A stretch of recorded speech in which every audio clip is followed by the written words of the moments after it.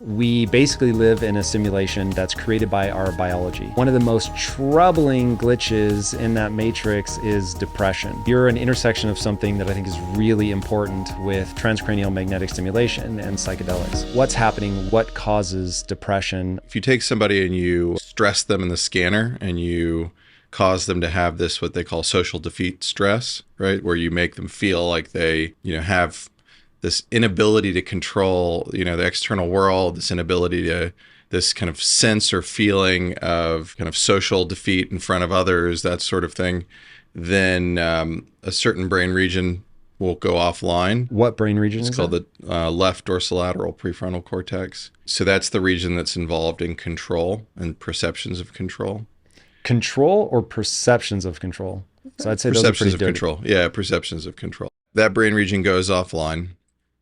And the idea is that if you accumulate enough of that, you're sending a signal into the system that basically trains a system like a memory to keep that system offline. How are you knocking that out in the first place? Is that where we're using transcranial magnetic stimulation?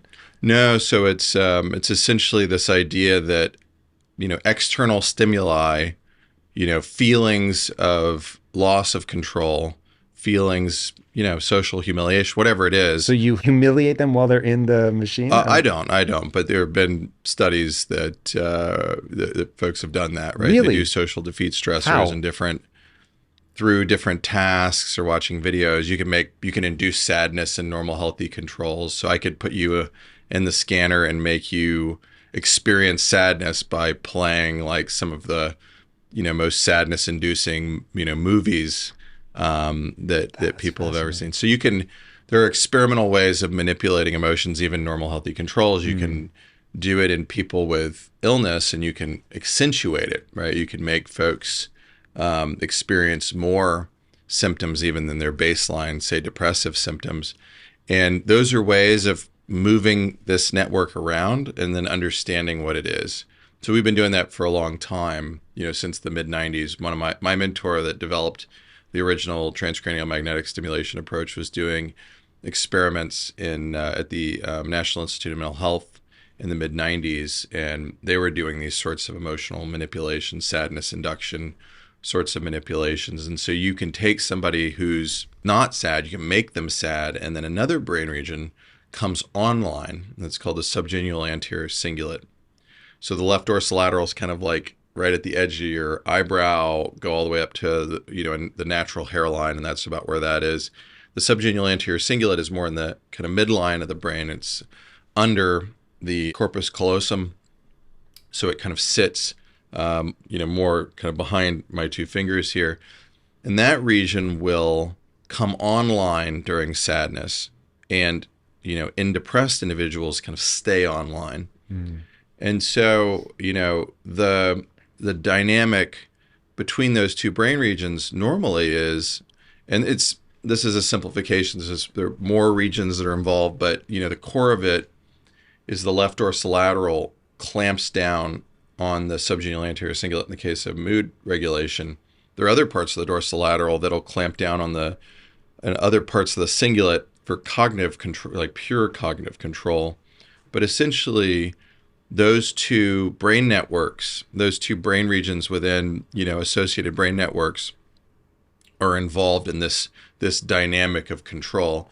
And if your external environment is such that it essentially trains through kind of essentially a memory process, these systems to be pathologically, in the case of dorsolateral, turned down, in the case of the subgenual, turned up, then it makes the individual much more likely to have a depressive episode and much more likely to stay in a depressive episode. And so we know from many different, kind of epidemiological studies that folks with early life trauma, so they've had, abuse, physical abuse, sexual, emotional abuse as a kid, they're much more likely to, experience depression and have harder to treat depression, what we call treatment-resistant depression, right? And so it's like those early life experiences wire in a certain risk within this network.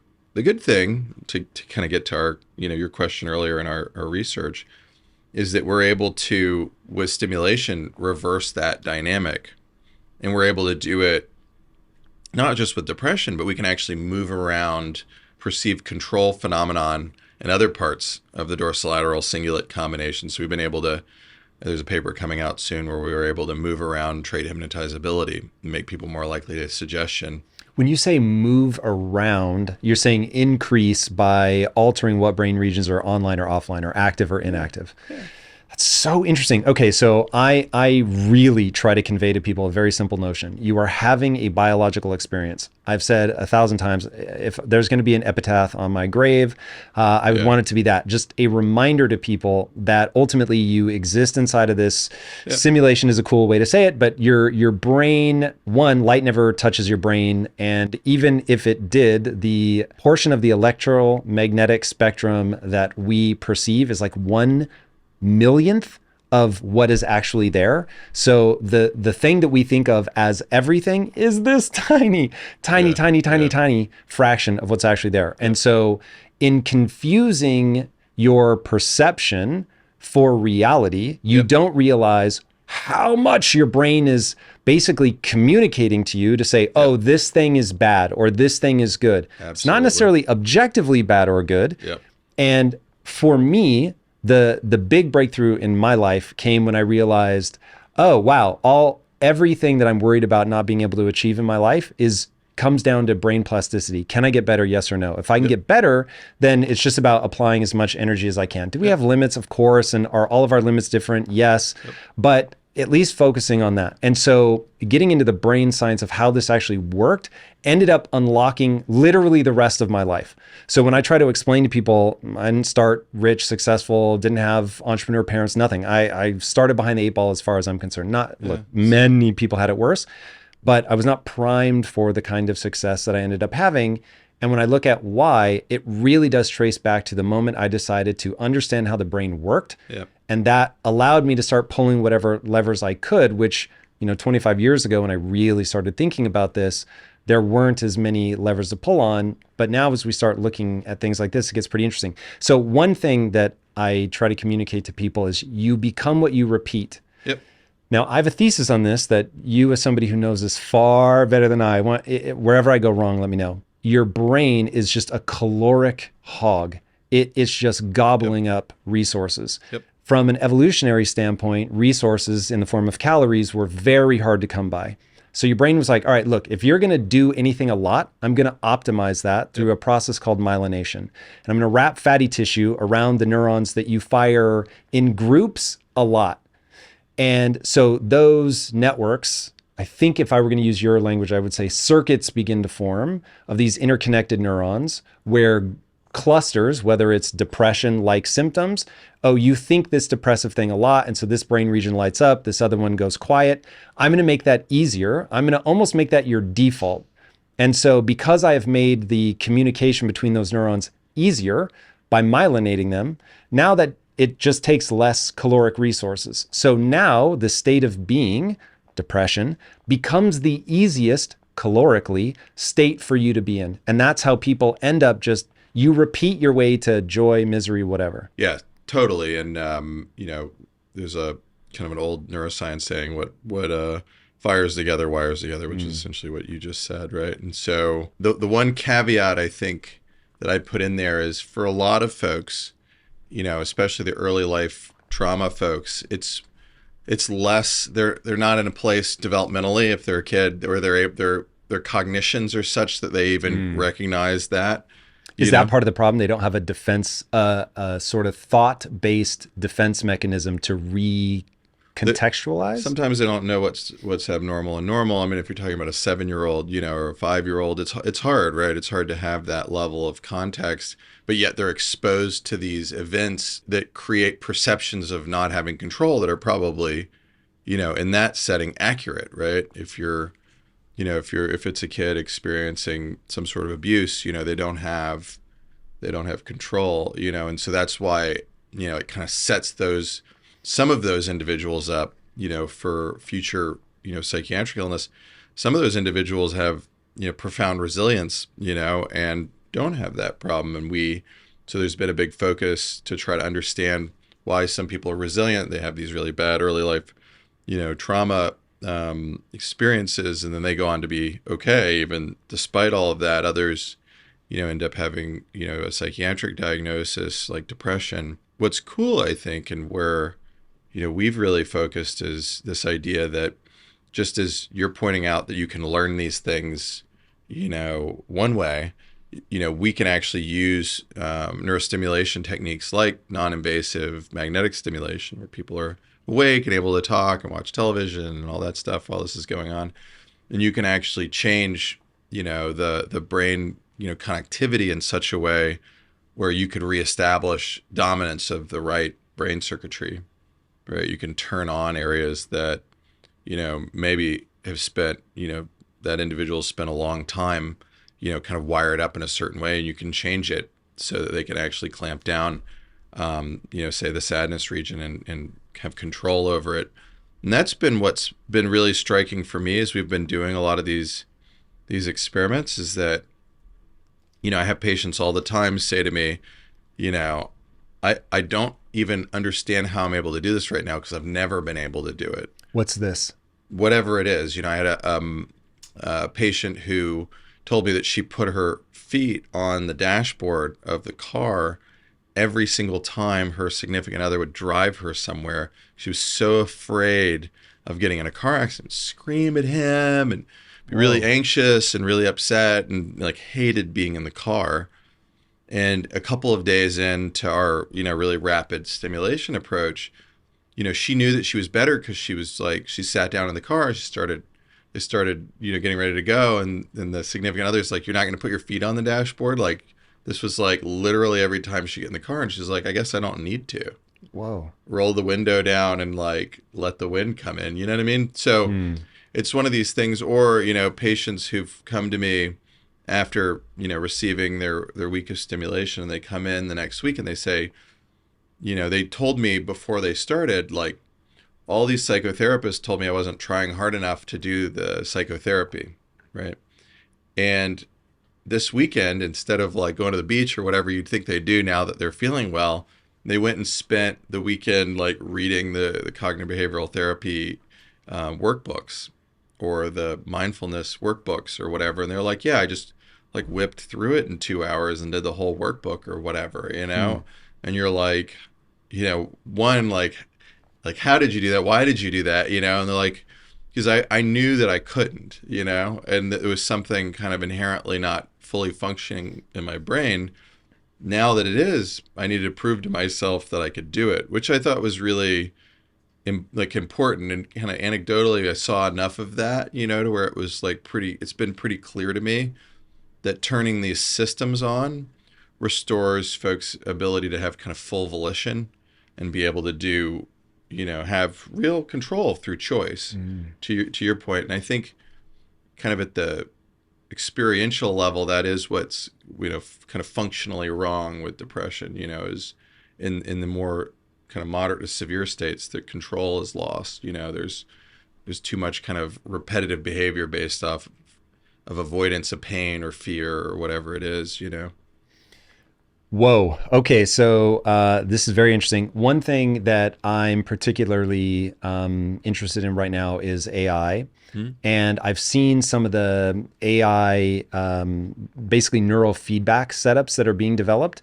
As you were talking, I was like, I have a hunch that what we're going to find over time is that this is really patterns of firing in the brain more than like one region. It's going to be a symphony of things. Like there are times where you want, the anxiety region to be active and the control center to be low, but you want those to be appropriate to the given situation. And if I had to guess, over time with AI, we'll be able to start matching just like thousands, hundreds of thousands of people in these devices, seeing the different setups that they're in. So we know, oh, you're trying to learn right now. Being in the stressed out state, that's not going to be optimal for learning. You need to get into this state. Now, if it's like biofeedback, so I used to have a really bad problem with it's actually manifesting in my scalenes, but it was a mid-back problem, which I never would have guessed. Once I had a biofeedback device that would beep at me when I was firing my mid-back, I learned to control my mid-back, and then I could solve my problem with my scalenes. Super weird. So I have a feeling it's going to be similar. Like if you can learn to control a region of the brain, which I love saying things like this in front of people who can tell me if I'm crazy, but I can actually capture the sense of joy or elation in like little small bits just by thinking about it, by knowing what it's like. And so I can like put myself in that state. I can't take myself from like, I'm legitimately depressed to, oh my God, I'm on cloud nine, but I can grab these little moments consciously on purpose. And so my hope is that if you have a device that is able to track your brain waves, and you know what your target brainwave pattern is, and you can sort of you can train yourself to be in a learning state or a joyful state or whatever. Yeah. And does that sound crazy? No. Yeah, so that to me could be, obviously we'd need data, but that could be really transformational. Absolutely. No, I think the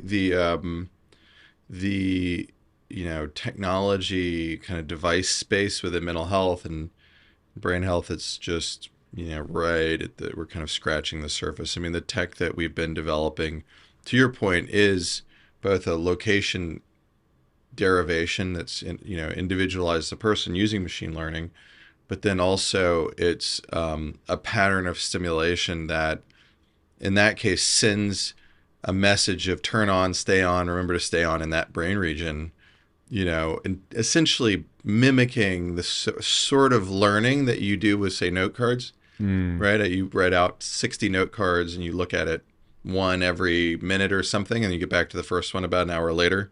So we call spaced learning theory. You don't like just write one out and look at it 50 times and set it down, right? Like people don't do that. They have a stack of note cards. Stimulation can be the same way. You stimulate, you give a certain amount of time for the dendritic spines to enlarge and prime, and about an hour later, you stimulate again. It emulates that same exposure, re-exposure thing that you see with being exposed to a piece of information on the note card, and then about an hour later, you get back to that first note card and you see it again. These are not different, right? It's that idea of being able to kind of lock those memories in, but it's very simplistic, right? All we kind of know is we can turn this system on or off and kind of send signals in timed patterns to really reinforce turning it on or reinforce turning it off. But to your point, like ideas around using machine learning AI to develop new parameter sets that send more sophisticated signals, send like a Morse code from the stimulation operator into the brain that's giving actual information, is going to be important. And then to your point, also learning how to pick this stuff up and have behavioral techniques to reinforce it before you have to get to a place where you're putting dense amounts of stimulation to the brain and we're calling it a diagnosis, right? Like, I think we're only doing that because we're not good at picking it up early enough and doing more preventative stuff. So things get to some, moment where people are not doing well and they're in a high risk situation. And then we kind of, jump in and treat them with these, technologies. But my hope is that we figure out a way to kind of move it back, to your point, find less and less invasive things that can train the brain in a way that you kind of never get there or whatever, but but that's the hope. Yeah, man, if that ends up working out, that'll be transformative. So I am both terrified of AI and probably unreasonably optimistic. There's patterns, everything is patterns. And if we can learn some of those patterns and can lock into those patterns in a way that becomes useful, I think this really gets interesting. I think you were just talking about this, but I wouldn't have known to pick up on it except for the fact that I've done a lot of research on you. But you were talking about Morse code, like actually being able to play back into the brain.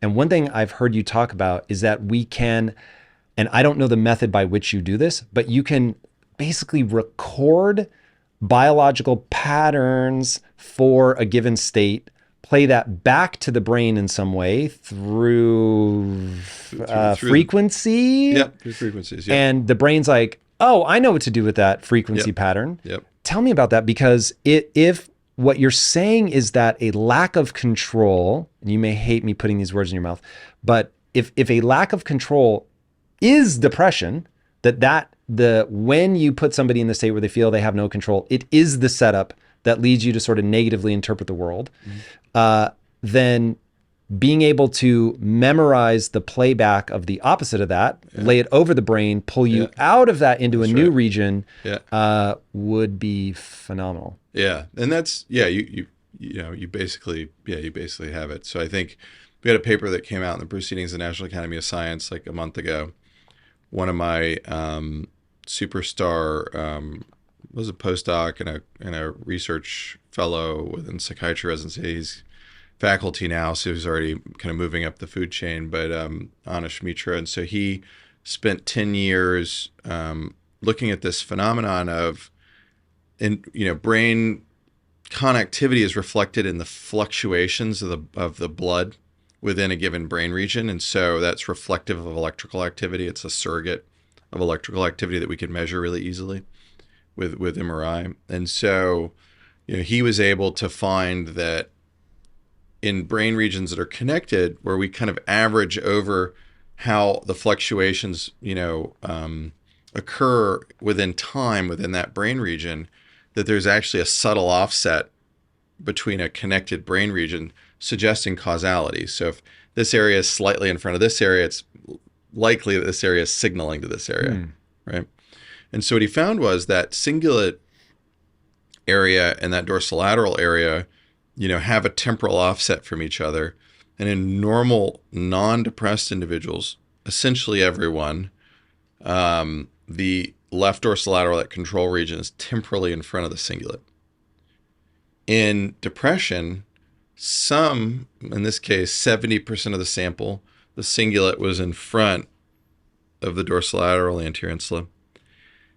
In the individuals that responded to our stimulation approach, essentially all of them had this flip.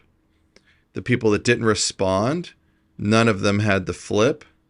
And on the post scan, it flipped back to normal on the people that had the abnormality to begin with and had a clinically relevant change in their symptomatology. And so what we call, the other kind of interesting thing is what we call depression is probably a combination of multiple things, right? And we saw this 100 years ago with idiopathic Parkinson's disease. What we think about is, true to form Parkinson's, right? There's actually a bunch of other things that look like Parkinson's. And, historically they were all lumped together. Lewy body dementia, progressive supranuclear palsy, idiopathic Parkinson's disease, other things all lumped together. And then over time, we figured out how to separate them based off of, techniques of, in this case, being able to do kind of postmortem studies of people. But, in the case of depression, I think we're going to use non-invasive biological techniques to say, okay, this group has this particular signaling abnormality and this group has something else, and trying to kind of separate that out. But at least in a subpopulation of people, to your point, it's this flipping of the signal. And so the kind of sadness region and areas around it are signaling to the control region, probably having dominance over it. You're out there making a million decisions every single day, and each pointless choice you have to make, like what color socks to wear or what jacket to put on, is just another distraction from the game-changing decisions that you should be focusing on. Save the brain power and the hassle of choosing what shoes you wear with Vessi. Vessi shoes are made with a patented knit material that is both waterproof and breathable, keeping your feet cool in the summer and warm in the winter, and dry no matter what. Check out all of Vessi's styles at vessi.com/impact and use code IMPACT for 15% off your order. Simplify your life with Vessi. Yeah, man, perception is everything. Yep. So going back to why we have such an epidemic of depression and why COVID really kicked it off is this. So lack of control. Yeah, so that makes sense to me in terms of why COVID would exacerbate it. I have a broader theory that I would love for you to dismantle and help make me smarter, that I would have thought was true leading into COVID. And that is Lisa Feldman Barrett. Is she at Stanford? Do you know? She wrote a book called How Emotions Are Made. I don't remember now where she's from, but she talks about how the emotions that we have, we perceive as coming from our thoughts, but in reality, it's a confluence of thoughts, the body, largely the gut, and then the brain sort of going back and forth in this communication. You sort of never know which started the whole conversation, but they're going back and forth. And the brain will ultimately create a narrative about why you feel the way that you feel. And having spent a lot of time looking at nutrition, I think a lot about nutrition, obviously the impact that that has on the gut. Then if the gut is involved in emotion, in communicating with the brain, I was looking at the modern world going, okay, our diets are just absolute tragedies. We no longer have to exercise to survive. So now exercise becomes completely optional.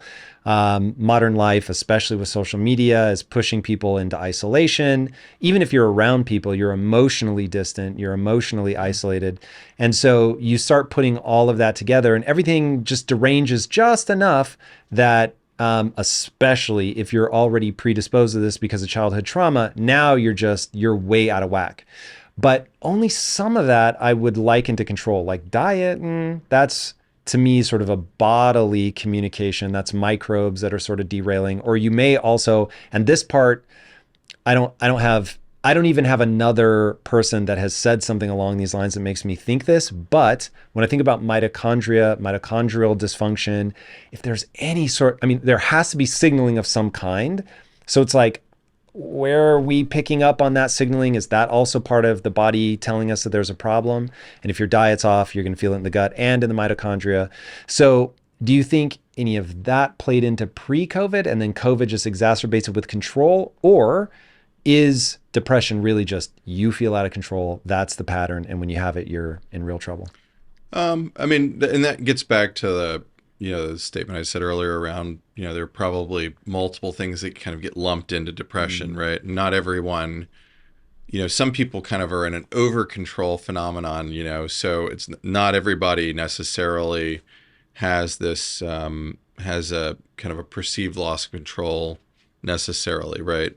And that may be more of a problem of us being kind of lumpers instead of splitters on the diagnosis. But to your question, what's hard about understanding any psychiatric condition is that you need to establish some level of causality, right? And so the reason why psychiatry is over here, neurology is over here, is because in neurology, the game is where's the lesion, and in psychiatry, historically, there is no lesion, right? There's no kind of lesion that we can pick up on standard imaging methodologies that are employed for because the dysfunction just isn't tied to a lesion. Well, it's electrical, effectively. So what we think about as a lesion really ends up being, in the case of that paper I talked about earlier, flipping of the signaling directionality.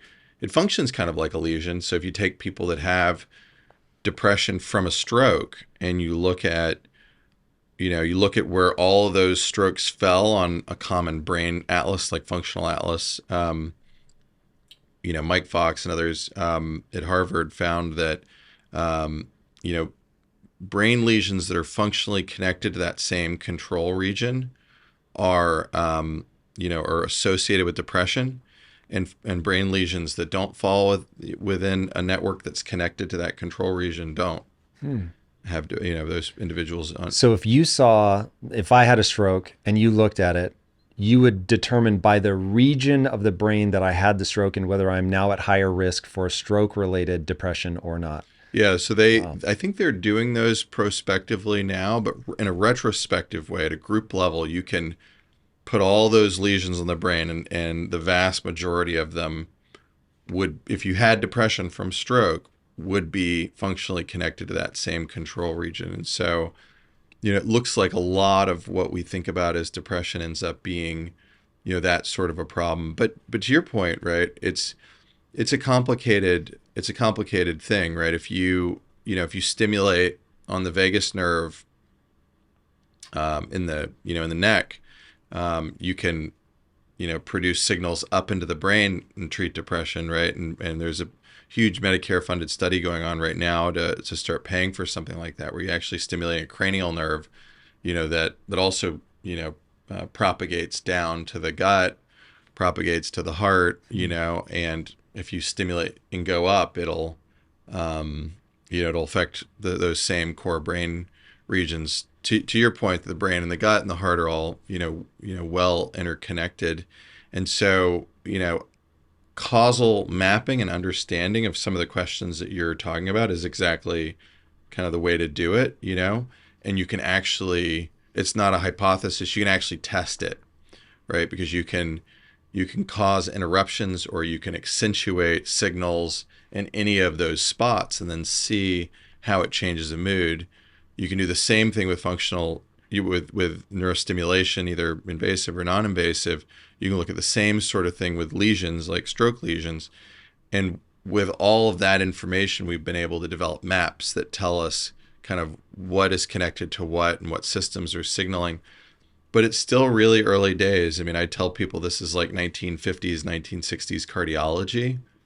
It's not, developed at the level where there are 10 10 chapters, 10 volumes of a textbook, like in cardiology, where you see a rhythm on an EKG and you know exactly what it is, what's causing it, what it's called, that whole thing. Like psychiatry is very far away from that reality, but there's definite inroads in the last 10 years to where we're headed in that direction. There's a clear signal, I think, that we're going to go there and that we're going to be able to map it out. And to your point earlier about where AI, I think, is really useful, is that this is such a complicated, process, and it's so much more complex than just simply what's going on, measurements in the heart, but it's these complex dynamics between the heart and the gut and the brain, that it's going to take, a lot of kind of dense data collection to really also understand at the behavioral level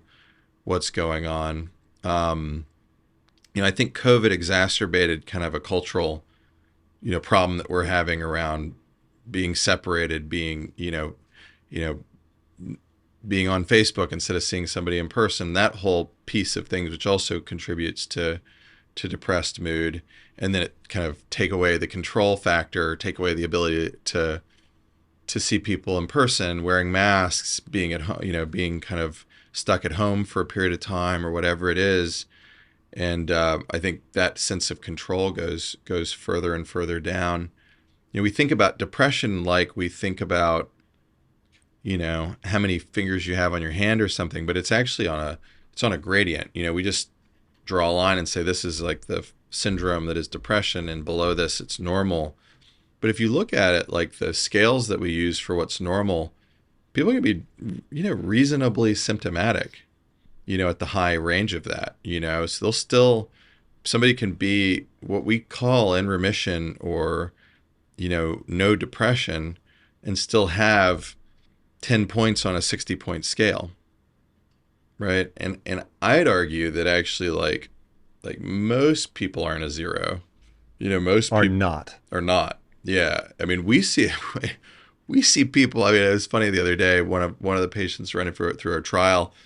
My wife works with me at Stanford too, and she's a psychiatrist and runs a lot of the clinical operation. And so one of the other guys that's working with me sent a message and said, this patient's a zero. And then like the conversation was, oh, how great would it be to be a zero?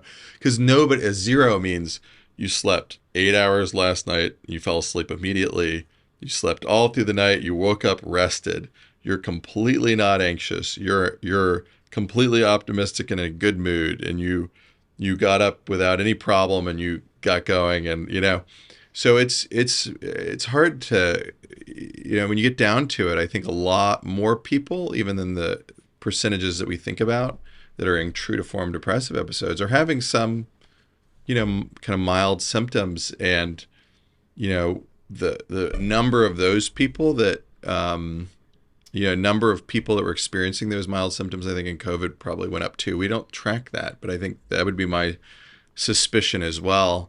What's interesting and kind of, one of my theories I think will happen in the future is just like with blood pressure and cholesterol and all these other things where we say, oh, this is the bad number, and then we shift it. Oh, and we're going to be more conservative. This is actually the bad number, and you need to have your LDL even lower, or you need to have your blood pressure even lower, or whatever it is. I think that we're going to get to a place as we get better at this, tracking it and treating it, that, you know, the number of what's acceptable, what's normal, or whatever may move a little bit too. Because I think somebody on a 10 points on a 60-point scale, that's probably not ideal either, right? You know? Yeah, I was going to say, I haven't been a 0 since I was like 9. Yeah. So yeah, getting to a 0 would be amazing. In fact, I have struggled pretty profoundly with anxiety. Part of why I came up with the thesis around diet was that was the big fix for me. It didn't take me to a 0 though. I would say it alleviated my symptoms by 70%. It took it from completely unmanageable, what the hell is going on in my life, this is really a problem, to, okay, back to, you know, where I've been since I was a little kid, where I would say I'm probably more prone to anxiety than the average person, but I don't need to take medication or anything like that. So that is the thought of being at a 0 is like somebody saying that I could be a superhero. So that would, when I was researching you, I was like, yo, transcranial magnetic stimulation is something I would very much like to try. I want to do your 5-day process. I don't know how hard that is. If that's like, I can just roll up and we zap me, or like, yeah, we could chat about it. But that would be crazy, because I've told my wife, when I'm anxious, I feel like a mortal. And when my anxiety is at a 0, I truly feel like a superhero. Yeah. And it does happen every now and then. I'll be just in a perfect zone of comfort where I'm supremely confident in my abilities in something. The stakes are really low, you know, and it's like, okay, yeah, this is how I want to feel all the time. And the fact that I almost never feel like that, it's been sort of the holy grail of what I've been chasing since I started researching the brain. And it's interesting because I never put my finger on control before. But that really would be a very easy way to recontextualize what brain plasticity allowed me to believe in, is that I controlled my future. My future wasn't controlled by my current level of intellect, which was my big struggle. I didn't think I was smart enough to do the things I wanted to do. And once I realized, oh, wait, I can get better, then it was like, okay, now I felt in control. I didn't conceive of it that way. I just felt like there's something I can do. Yeah. But that's really, really fascinating. Okay, so keeping it very tangible for people for a minute. So COVID hits, people are getting isolated. They are freaked out about what the future feels like. They definitely feel completely out of control. Did you have do you have a best practices for people in hard times like that to avoid sliding into depression? Yeah, it's tricky. I mean, I think, you know, the kind of standard answer there would be that folks, if they had a therapist, to go and, you know, chat with their therapist about what's going on. How do we make therapy work for us? Is this cognitive behavioral therapy, talk therapy? Yeah, I think that's where like a lot of the digital therapeutics work that folks have been trying to, you know, because therapists are hard to get. There's, you know, many times you're paying out of pocket. They're expensive. In the, you know, Bay Area, I'm sure in LA, it's the same thing. Like, it's, you know, it's a complicated process to get a hold of a therapist. So trying to figure out ways to scale that through digital means makes a lot of sense. You know, there hasn't been a whole lot of preventative work that's been done in psychiatry. You know, it's mostly been, you now have this diagnosis. Now we're going to start doing something. I don't think that's the fault of anyone. I don't think that's the fault of the field or anything. It's just like, it's hard enough to treat it when it gets to this point. But I'd argue actually it may be better to you know, try to intervene earlier. We tried to do this study with orthopedic surgery at Stanford. It was just very hard to coordinate and kind of figure out how to do it, you know, with everything else that was going on. But people that had motor vehicle accidents, broke their leg or broke their hip or whatever, they have this huge conversion rate to PTSD and depression later. Whoa. Yeah. Why PTSD? They just went through a traumatic event with a car accident. You know, they thought they may die, you know, in that moment that they were, you know, head-to-head collision or whatever it is, you know. And so they have these traumatic experiences, and it's an opportunity to try to prevent, to your point, you know, could you use brain stimulation to try to get in there and prevent this, you know, future symptomatic event from happening. There's been some work. We know that heart attacks, myocardial infarctions, you have this post MI depression risk, and so there's been some work there trying to think about SSRIs. And okay, so hold on.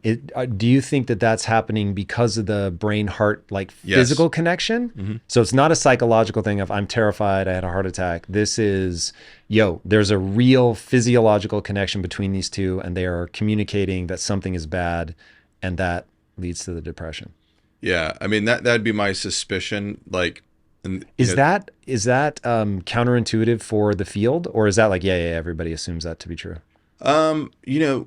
We've done some work in this. There have been a couple other people that have done work in this where actually the stimulation approach that we're using, you can decelerate the heart rate. So we know actually that it's a direct connection because You decelerate the heart rate by starting at the brain? yeah. Whoa. So you stimulate here and you can very reproducibly drop the heart rate. Are you mimicking a condition of all is well? Mm-hmm. Whoa. It's wild. Okay. Huh? Yeah. So if you turn this system on, it's involved in the parasympathetic control of the heart.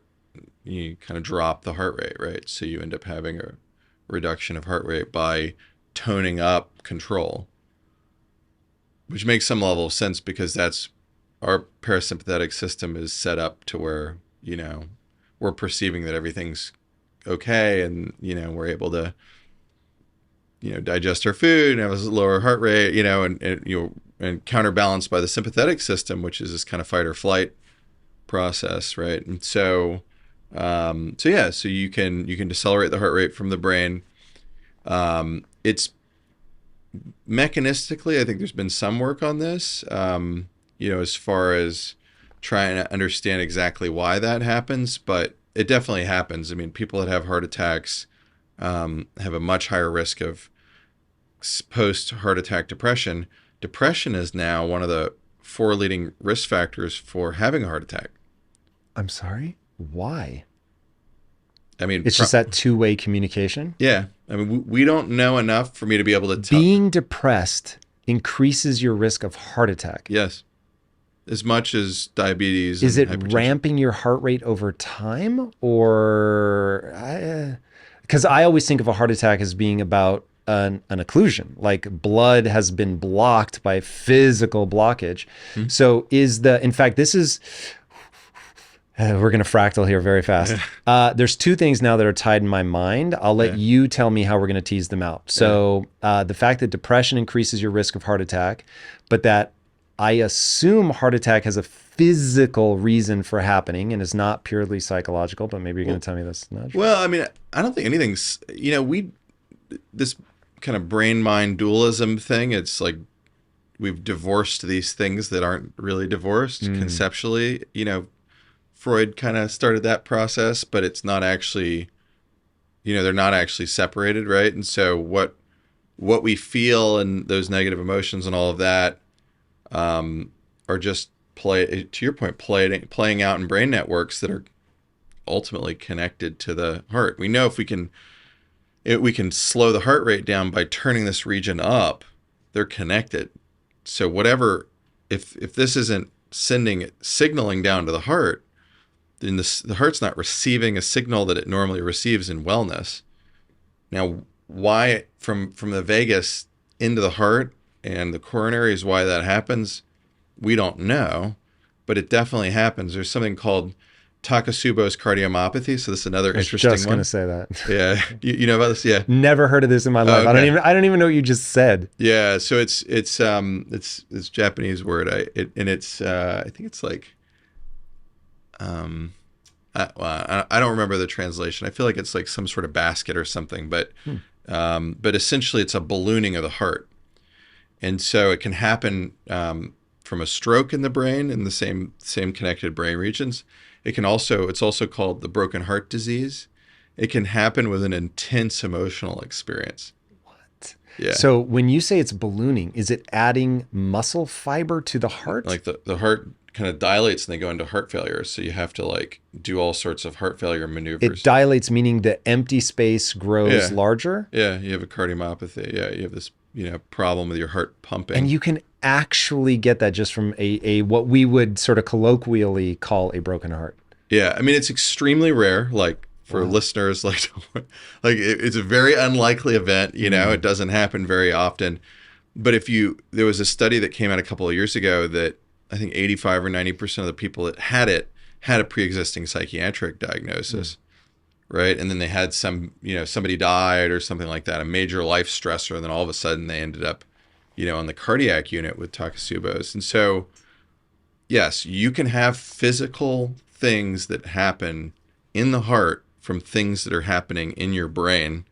And the idea that somehow a psychiatric illness is less real, that's like a fiction, right? Like it's just as real, right? You wouldn't be able to have a post-stroke depression if it wasn't just as wired in as having a post-stroke hemiparesis where you can't move your arm.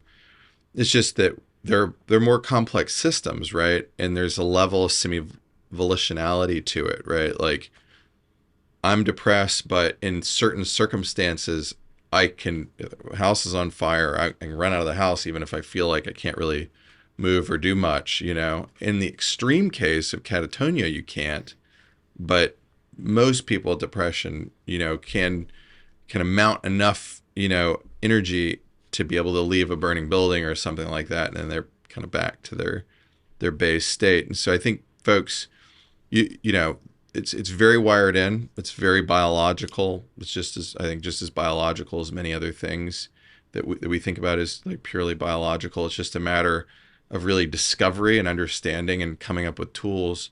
So that's what we've been focused on, is just like how do we build tools? And I'm a very agnostic tool builder. I really don't care like what the social perception of the tool is. I really don't care what which is what we got into psychedelics, study ketamine, do neurostimulation. Like if it's safe for the patient and it's acceptable for the patient and it's something that I would suggest to my mother, brother, spouse, then, and the risk benefit is right, do no harm and all those things, right? Then we'll look at it. We don't have any kind of off limits because I have some conceptual problem with something, and so I think that's been very useful, and it's given us the ability to ask a lot of interesting questions because we're willing to go into these spaces that not so many people are willing to go in within the mental health kind of research space. So. Yeah, I am incredibly eager to pursue that path and figure out what theory led you to psychedelics. But first, there was another thing that feels related to the emotional trauma creating heart trauma connection that I wanted to talk about, which is what you call Psychiatry 3.0. Mm-hmm. So this idea that, in fact, if you don't mind, walk people through Psychiatry 1, 2, and now 3.0. That definitely. Be helpful. And this is a concept, not just for me, buddy of mine, Jonathan Downer, has been talking about this as well. It's a concept of, we've basically had three major epochs within psychiatry and kind of modern psychiatry with, Freud forward. The first one being that the problem is inherently a content problem. Content of your thoughts? Mm-hmm. Yeah. And psychotherapy effectively is, the ability to introduce different ways of looking at the information or different points of view or framing of it, or introducing new relationships in the case of the patient-therapist relationship, where the dynamic changes so the person can have insights. And that, that's basically Psychiatry 1.0. The kind of transition between 1.0, which is psychotherapy focused, and 2.0, which is, psychopharmacology focused, there was a major kind of historical issue there. And there were two camps, there were the analysts, psychotherapists, and there was psychopharmacologists. And that happened over, the 50s, 60s, 70s, even into the 80s. And some of this still extends into today. And this is going to be SSRIs and things like that. Yeah, like Thorazine, the early antipsychotics that took the schizophrenic patient out of long-term care. So there's a big exodus of patients early monoamine oxidase inhibitors and tricyclic drugs that were the precursors to SSRIs. Those drugs really, kind of jarred the idea that it was totally content, because if you can just take a pill and then all of a sudden, to kind of your point, the person has a total change in perspective, how could that be if it's a content problem? And then what I would say is Psychiatry 3.0, kind of circuit-based thinking about mental illness, aligns it with neurology, neurosurgery, and all of those specialties into kind of a common circuit language. I'm trained as a psychiatrist and neurologist, but, I can have a psychiatric dialogue on the circuit level with a fellow neurologist or a neurosurgeon, and you're speaking the same language. And we've never really been there. We haven't been there since pre-Freud, with the kind of discussion around what the problem is with a patient with psychiatric illness, with epilepsy, whatever.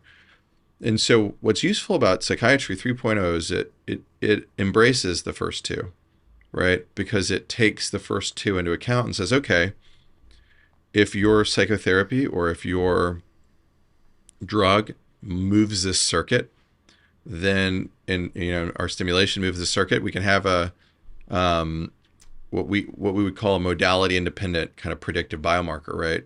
Or something like this, or area that changes, or however you want to think about it. And so it's more about the end product of the kind of biological change. And that, as a tool maker and as somebody who thinks a lot about making, building tools and building measurements of those tools, it makes you very agnostic. Like, how do we figure out what the problem is? And then how do we move the problem circuitry around such that we understand, we can even further confirm it. And then it's just a simple thing of, does this move that circuit? And it gets us out of all these theories and stuff, which I'm less inclined to, necessarily be thinking about. I'm much more just trying to figure this out. And I think that's what Psychiatry 3.0 effectively is the ability to develop a circuit-based understanding and then develop new treatments based off of circuit measures, and then think about the existing treatments based off of those same circuit measures, and really get us away from the negative framing in Psychiatry 1.0 was the framing of the schizophrenogenic mother. This whole idea that somehow your parenting led to schizophrenia, that person's parent led them to develop schizophrenia, which has been totally debunked, right? Interesting. So what was that original theory? Yeah, there's a, kind of over controlling mother, and all of that sort of thing. And then all of a sudden this patient had schizophrenia and a Now, lot of. Do you think there's anything in the wives' tale of that it's early trauma, you feel out of control because the mother's controlling you? So ultimately it ends up being a circuit thing. Because my next question in understanding the circuits is the circuit the manifestation of another root cause, or is the circuit the root cause and I couldn't do anything to influence it? Because I can influence it from the outside. So It seems like if I can fix it from the outside, I can probably break it from the outside. And certainly if you let me control diet and things like that, I can probably really do some damage. So I'm curious, I get it that it isn't just mom is what made me this, but is there some element of what they're groping for is that person with a mom that was that unhinged, they're probably this cascading set of problems that are relatively predictable? Yeah, I mean, that particular idea has been debunked. The next thing I was going to say was this, chemical imbalance kind of idea, which has essentially been debunked. The idea that our environment... Wait. I think we shouldn't blow past that, because even for me, that stops me. So you're saying Psychiatry 2.0, this is a serotonin imbalance. False. It's not a problem where there isn't the messaging historically has been there isn't enough. Your brain is faulty because there isn't enough of X neurotransmitter in place, and then therefore you need this drug. And it's not really, there's no evidence of that, right? And so but to plant a flag, which I'd love you to speak to, SSRIs, selective serotonin reuptake inhibitor, they work They in do some work. percentage of people, but it isn't because of the way that it's balancing your serotonin. Is that the Yeah, conclusion? so the idea, I mean, what we think is really going on there, because it, you know, as you know, it takes kind of a while for it to work, a month, 2 months, whatever, is that it's actually upregulating plasticity, to your point, Mm. right?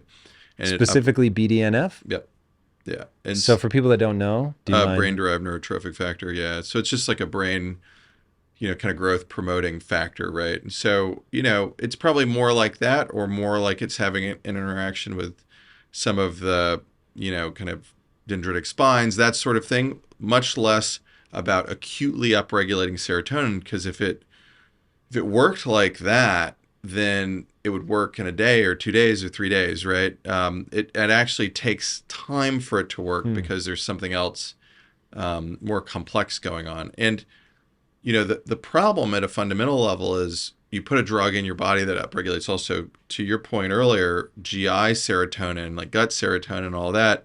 We don't have conclusive human studies saying this is how this works for SSRIs. We've done that with ketamine, right? Where, you know, my lab, in collaboration with Alan Schatzberg and Boris Heifetz at Stanford, done, to my knowledge, the only study that's totally blocked an antidepressant effect, and that was with ketamine, where we were able to use a opiate blocker and actually block the antidepressant effects totally of ketamine with co-administration of an opiate blocker. When you give somebody, that same person, ketamine with a placebo pill, they have a perfectly good, you know, remission from ketamine. So what I'm drawing from that is that ketamine is not working at the dissociative level, it's working at the opiate level. It's the opiate level is necessary. It may not Hmm. be sufficient, but it's necessary. You know, and those people had the same amount of dissociation when they had the naltrexone, so that's not sufficient. The naltrexone being the thing that blocked the opiate. Yeah, yeah, That is very interesting. yeah. But to get back to the SSRI thing, you know, I think that the big messaging there, which I think that, you know, the field is known for a long time, but I think optically there's been, over the last couple of years, a real intent to walk back from, is that there's some missing thing in your brain that that pharma is somehow gonna, you know, that these SSRIs or whatever it is are gonna replace. And I'd argue that the neurostimulation work that we're doing even further accentuates that. If depression is a serotonin problem in that way, stimulation shouldn't be the answer, right? You don't. It only be replacement of you know, neurotransmitters that are lacking or whatever, right? It's this idea that it's really a circuit problem, and that's kind of what Psychiatry 3.0 gets into. Now, stimulation of circuits releases neurotransmitters, so it's not divorced from that idea. It's just much more complicated than that idea, Mm. but also empowering, because it doesn't seem like you need any of that stuff in your system to get better. You can get better without any of it in your system. It's just really about engaging the brain circuitry that's involved. So yeah, I think, you know, each era kind of debunked the last era and recontextualized the last era to understand it more. But it's not kicking any treatments out. To your point, SSRIs have saved lots of lives. They're, you know, you introduce an SSRI into a country and the suicide rates go down. You know, so we know that those drugs, you know, do have an effect. The issue ultimately ends up being that not everybody responds to them, what we call treatment resistance or hard to treat depression or whatever term you want to use. And in those individuals, those are the individuals that we study. We don't study treatment naive people. Those are, Do you have any sense of what the treatment resistant people have in common? yeah, that's part of what we're trying to figure out now. Some of that flipping of the signal that I was talking about earlier is one potential.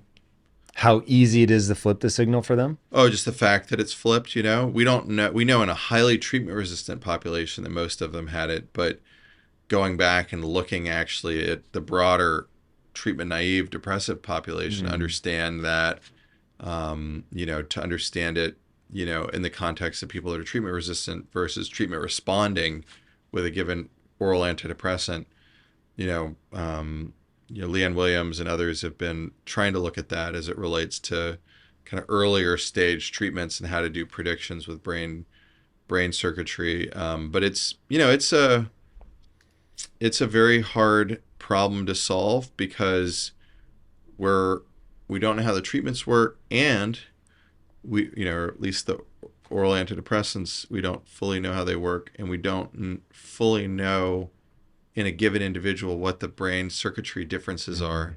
And so you have two variables that aren't well controlled. And so that's why we've focused primarily on things like stimulation, where you can say, okay, I'm stimulating here. I know this isn't going into the rest of my brain. I know it isn't going into my body. I'm just stimulating here. And then I'm trying to figure out what's different about the people that get well from just stimulating here versus the people that don't get well. It controls a lot more of it so that you can derive some sort of answers in humans. In mice, we have a lot of really cool science around that, but translating that's been hard, as far as drug effects and all that. So.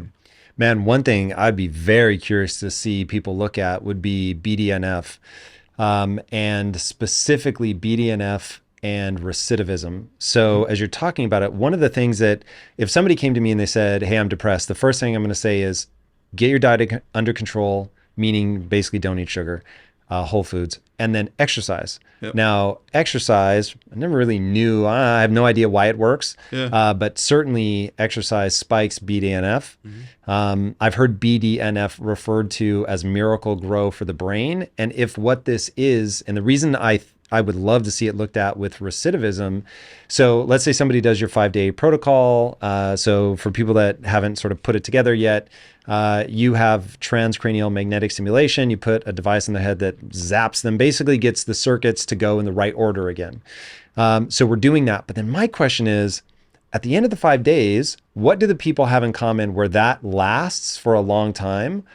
And what do the people have in common where that falls off really fast? Now, I have no idea, but this at least would be testable, is what are either the BDNF response rate to the treatment or the baseline levels of BDNF? Like, are they BDNF super producers? Low? They're probably low already, or they wouldn't be in the study if my hypothesis is correct. But then as we test them, we can see, like, of that population, like which pumps that harder, which lower. And then if the people that were in the responder BDNF group, meaning they create more of it, if they had a longer shelf life of efficacy of the protocol, then it's like, oh, maybe there's something there, right? That's really interesting. That would certainly explain, because it's my understanding, I could be wrong about this, but it's my understanding that exercise has a higher efficacy rate than SSRIs. Is that true? You'd have to look. I'd have to look at the study. I mean, I think that there's definitely in mild, even maybe moderate depression, there's good evidence that exercise is very effective. Aerobic exercise, more than weightlifting. I haven't seen. There haven't been any studies at scale. It's usually like single site studies sort of thing, and they're comparing like a standard treatment versus one exercise regimen. I'm not aware of multiple different, you may have this study at your fingertips, but multiple different exercise regimens versus, say, a standard treatment like an oral antidepressant. SSRI. I don't have it at my fingertips, but that is a very worthy thing to look into. I'd be super curious to see what that is. The other thing about exercise, so this goes into your Psychiatry 1.0, 2.0, 3.0. So if content is part of the problem, it's not sufficient to explain the phenomena. If I really wanted someone to feel good about themselves, like I literally just had a woman come to me. She was really upset. She got scammed basically and lost, I don't know if everything, but lost a lot, and was at a dark place in her career, also got scammed. And so she was just like really down on herself. And I was like, look, if I had just lost everything, this is so weird. I'm putting things together in real time. Thank you very much. What I said to her is, if I lost everything, the first thing I would do is start working out, because when you work out, you realize you have complete control over your body, over what you eat, over the way you look, how you feel. which again, man, you really put something together for me. So that is interesting. So working out will make you feel better about yourself. One, because you'll just start improving. Two, you have control and that sense of like, I can do the right things and I can end up in a better situation. I can change the way I look, which, hey, people can, I'm agnostic. Like you're agnostic about what the tool ends up being. Yeah. I'm agnostic as to why looking good makes people feel better, but it does. Yeah. So you can whine and cry that people shouldn't want their ass to look great in jeans, but it is super motivating for humans. Yep. Man, that's interesting. I will be very curious to see what comes of all that. There was some studies where they Botox the glabellar right here, this muscle here, and treat depression. Because they can't scowl? Yeah. I mean, that's one idea, right? Is that if you know, there's some feedback kind of where the more you smile, the better you feel, you know, that sort of thing. And if you can block kind of frown muscles, maybe, you know, and these things are, you know, kind of wired all the way back into emotion circuitry. So it makes some sense that, you know, that intervening even in those places would make sense to have a mood improving effect, but still kind of grounded in this idea of it being ultimately seeable within the brain circuitry, you know. That idea of the expression you wear on your face controlling your emotions is one of the things that got me to start saying to myself at first, you're having a biological experience, was I work a lot. And this was also true when I was younger and my wife and I were just married. And we would inevitably get in arguments on Saturday. And it was like the only day that we had to spend together. And so I am slow to anger, but once I get angry, it's not as true anymore, but it used to be once I got angry, I would stay angry for a very long time. So I ended up writing this note and giving it to my wife. And I said, the next time I get mad, just read me this letter. And in the letter, I said, hey, it's me. There's no ulterior motive here. You know that if you stay mad all day, you're going to regret this. You've never once stayed mad and been like, I'm so glad I was mad all day. So what I want you to do right now is laugh out loud. Because you know that if you force yourself to, because it's from that study where they put a pencil in your mouth and you bite down and it sort of forces you into this faux smile. And I would not be surprised if there's a replication crisis around that, but laughing for sure will change your neurochemistry. And so I did it. She only had to read me the letter once because when I burst into laughter, it changed my neurochemistry so rapidly, partly because I just felt ridiculous, but in an amusing way.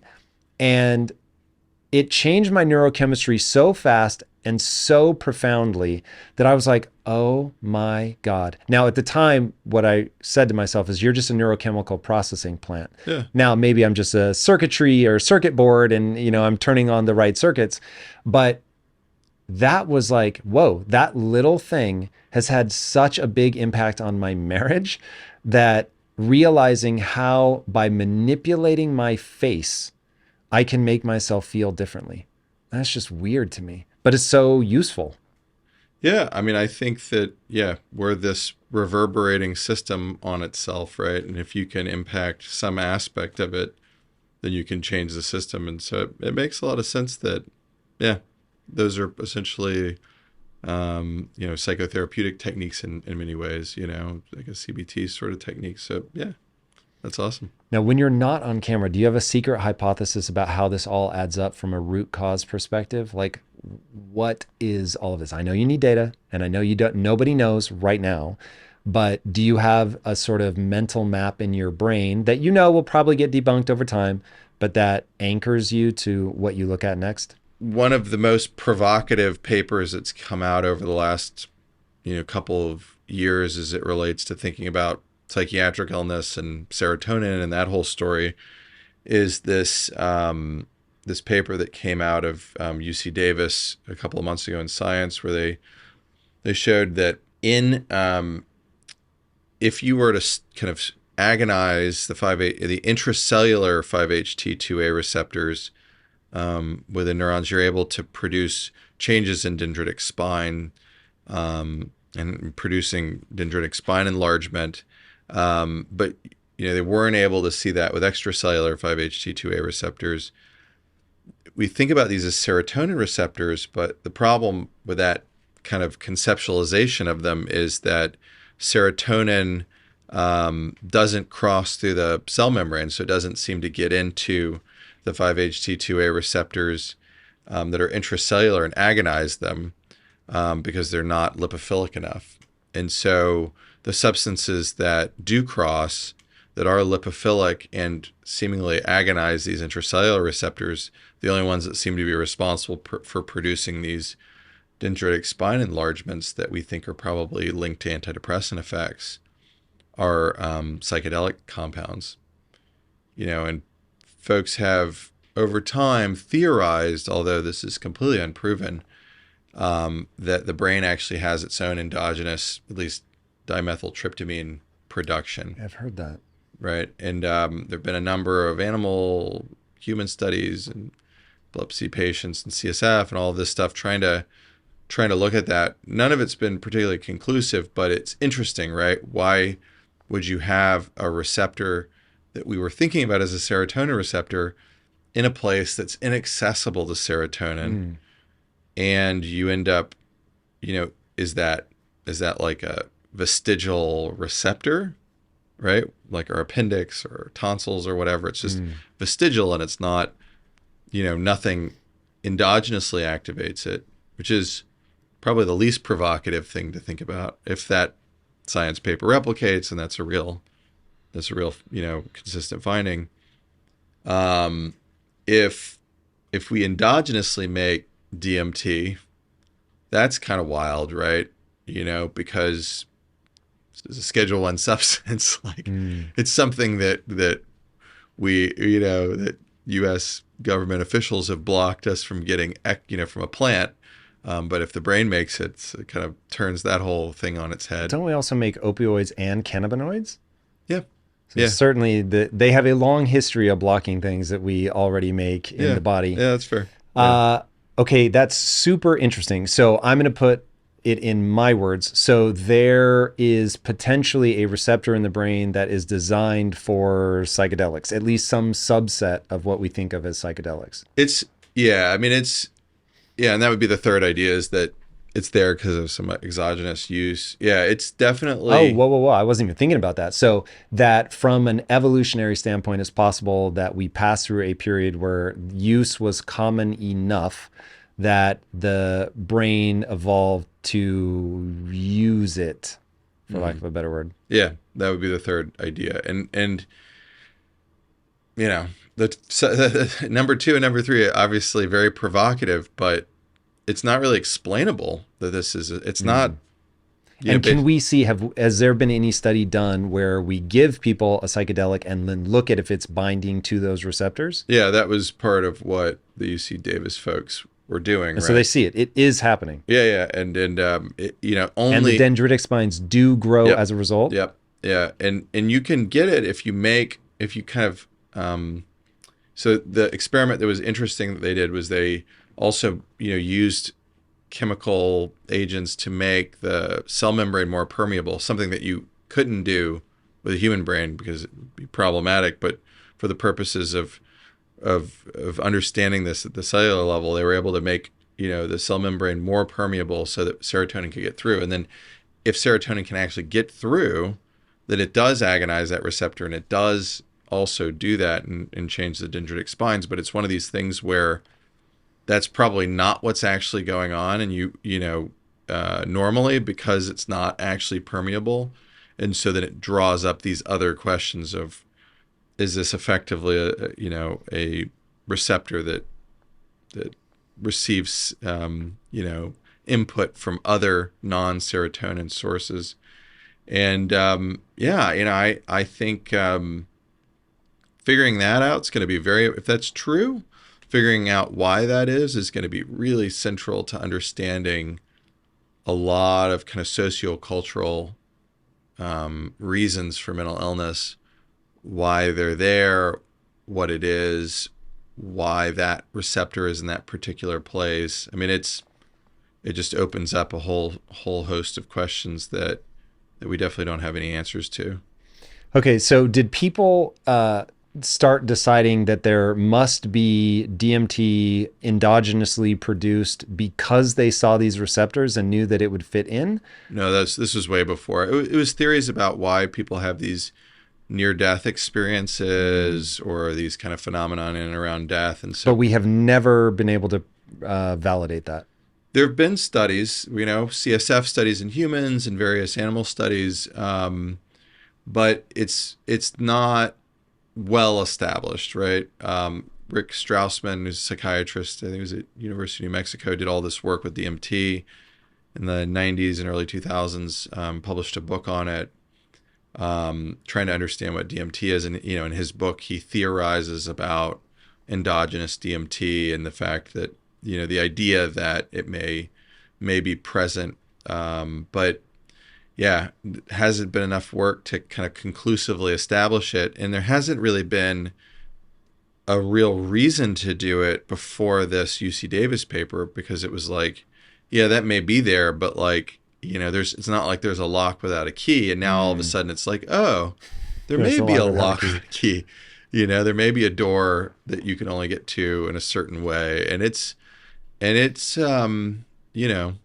think it's a pretty important question to answer. If a couple more labs can replicate this and show that that's the case, then it's going to be important to understand that, because that means something inherent ultimately about how our brain plasticity works, right? And curious, right? If you did have endogenous DMT, when does endogenous DMT get released? People think it gets released during these near-death experiences. Does it get released during sleep? Does it get released during high exertion exercise, where you hit these kind of flow states? These are all the sort of questions, that we have no answers for, but are just kind of interesting, Yeah.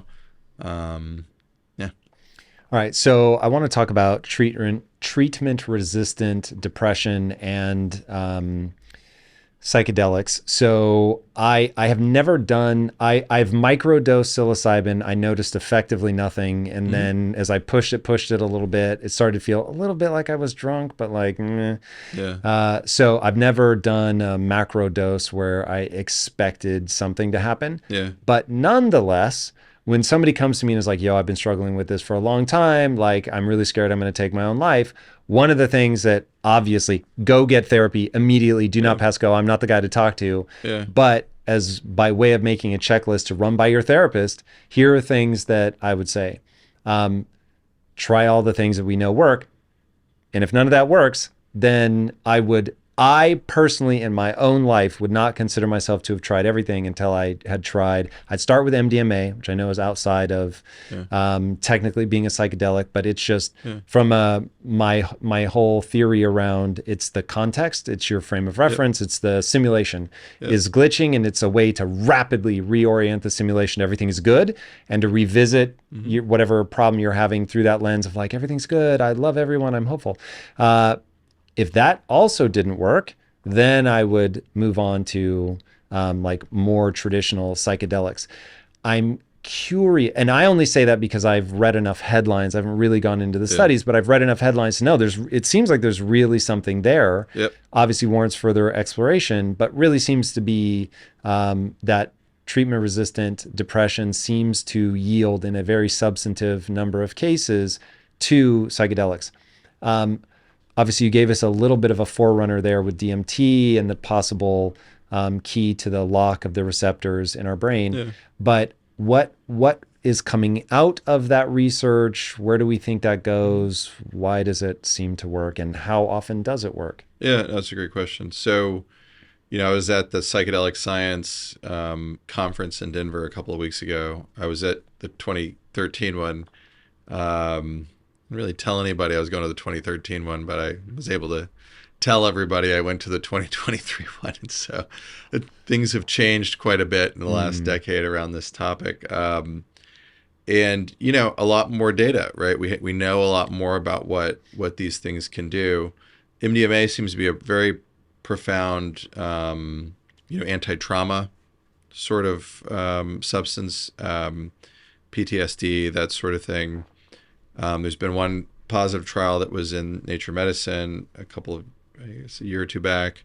One of my best friends who's in my wedding was, one of the investigators on that paper, and they did a great job on that work. There's another positive study that's going to come out soon, and people expect FDA to weigh in on this soon. And they actually released guidance for doing studies in psychedelics during the last day of the conference, ironically.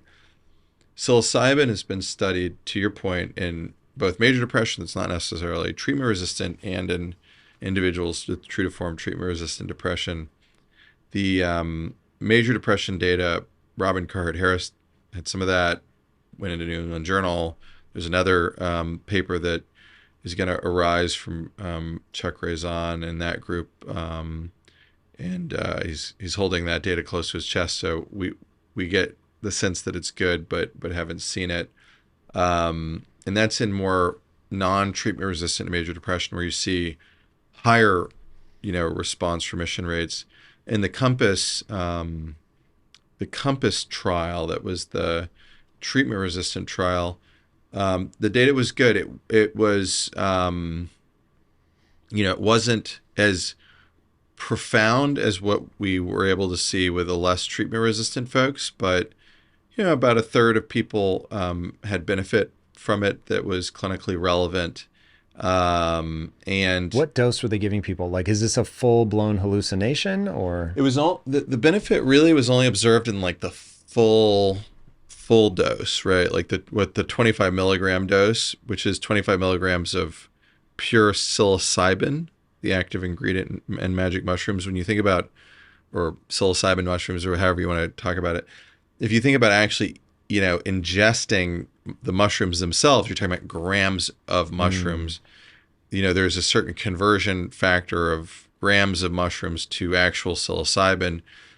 The problem, with the grams of mushroom thing is that depending upon if you're getting mushrooms from this place or that place or this person or that person or whatever it is, the mushrooms end up being different concentrations of psilocybin compared to how much, which is why I'm pretty supportive of the kind of medicalization of this, because especially for treating diagnoses, I think it's important if you've got somebody that's, to your point, suicidally depressed. If I'm going to give them something that has psilocybin, and I want to know actually how much psilocybin they really are getting, because the 10 milligram group, which is still not a trivial, that's over a microdose, that's, you're feeling that, didn't experience the same clinical benefit as the 25 milligram group, which is pretty heavy. Are we at heroic dose at that point? I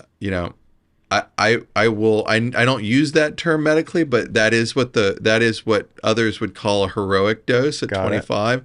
10 would be a dose that you're having, a psychoactive drug effect. 1, which was another dose in that study, is essentially a microdose. So there was nothing there, not that much for the 10, clinically relevant effect in about a third of people for the 25, suggesting that you have to have this full experience. I don't have I'm agnostic to all this. These are all tools. I think they're all going to be used for different things. Going to skipping especially the stuff that we've been doing with accelerated TMS, skipping that and going on to psilocybin is tricky. And I always kind of bring people through STEM first, because the risk benefit profile and the prep to it's functionally just boring, right? The prep to get somebody on board to do that and for them to be psychologically ready to do that is so low. I mean, I tell people if your doctor thinks that your treatment is boring and you think your treatment is boring, that's great, because that boring from the standpoint of what's going on, not the outcome, because that means that it's low risk, right? And TMS and what we call SAINT, this accelerated stimulation approach, these are incredibly high risk benefit profile sorts of things where there's a theoretical risk of seizure. We've never actually even seen it with a stimulation approach. That's it. Headache in some people that's Tylenol responsive, and the benefit can be huge. The problem with psilocybin isn't the people that got better. There were people that got better, and it was good. If you look at the adverse event list in that study, that New England Journal study, there was a decently high risk of emergence of more suicidal ideation or suicidal ideation, particularly in the individuals that didn't get better. And it's not necessarily from the drug, it's from this phenomenon of disappointment and hopelessness. Interesting. Right. So this thing that's supposed to be like the thing didn't work for me, and now I'm really despondent. Yeah, and that's not even specific to psilocybin. I'm not arguing that psilocybin caused that. I'm arguing that there's just a general risk in those sort of scenarios where you see that sometimes. We see that with people that go through brain surgery for depression, the like really, really worst of the worst. There's experimental brain surgery sorts of moves where you can put stimulators into the head. People that don't respond to that have a suicide risk. We've seen that. And then, folks who on the S-ketamine product, kind of FDA product description post-study, there were a number of suicides once people were pulled off of S-ketamine, which is really interesting to get back to the kind of the Once you get pulled off, so not while you're on it, but if you stop, is that a withdrawal thing or just the depression comes racing back? Certain individuals would not love it if I said that, but I think that that's an open question, right? Because it's during the period after it comes off board. But I think it's this overall question of like, kind of mitigating risk. We see this less with neurostimulation, or not much at all with a non-invasive neurostimulation bit. And I think it's because people don't have to prep themselves to do it. It doesn't feel like such a risk. It doesn't feel like such a, to take a psilocybin trip as a depressed individual that's never done it before, which is really who they're looking for, 50-year-old, 60-year-old person. They've gone through their whole life and avoided this, and now they're taking this, and they may have even had a bad experience with it, and then they're still depressed. That's not it's a tough thing. But how do you prepare yourself for it? Psychologists will try to, we'll do some work to prep folks for psychedelic therapy, or just explanation of what the trip is going to be like and how to handle it if it gets scary. Yeah, I mean, in some ways that's therapy too, right? In the sense that you're, supportive psychotherapy or however you want to think about it. But yeah, I mean, psychoeducation, that sort of thing. You're trying to get the person to be ready to when they go into this mental space, and then they end up feeling quite a bit different, and in some ways kind of out of control, right? And then the kind of control comes back online when the trip is over, you know what I mean? And so that's I think, and then processing insights, psychedelics produce a lot of insights, so processing insights, processing the positive and the negative, And for some people, with all those disclaimers, for some people, this is incredibly transformative, right? They come out of these experiences and they feel like they're a different person, from like how I'm approaching, my significant other, my friends, they get out of maybe the mental health crisis or the depression or whatever it is. But, we know that there's even lasting personality changes that happen. If you give psilocybin to normal, healthy control individuals, they'll routinely rate it as one of the top 5 most important, like a full-blown trip, one of the top 5 most important experiences in their lives, up there with their wedding and their kids being born, and that's saying something, right? That's pretty hard to pull off. A lot of people into life where they're able to process their imminent death, so these tools are a little trickier than I think the STEM tools are. They have the ability to produce broader effects because it's not just about affecting the illness now. You're affecting an entire like perceptual, to your point, kind of perception of how the world works. What we've been working on is a psychedelic that's a less known psychedelic called Ibogaine. Its issue has been historically that's has quite a bit of cardiac risk, and so kind of 1 in 300, serious Whoa. cardiac risk, right?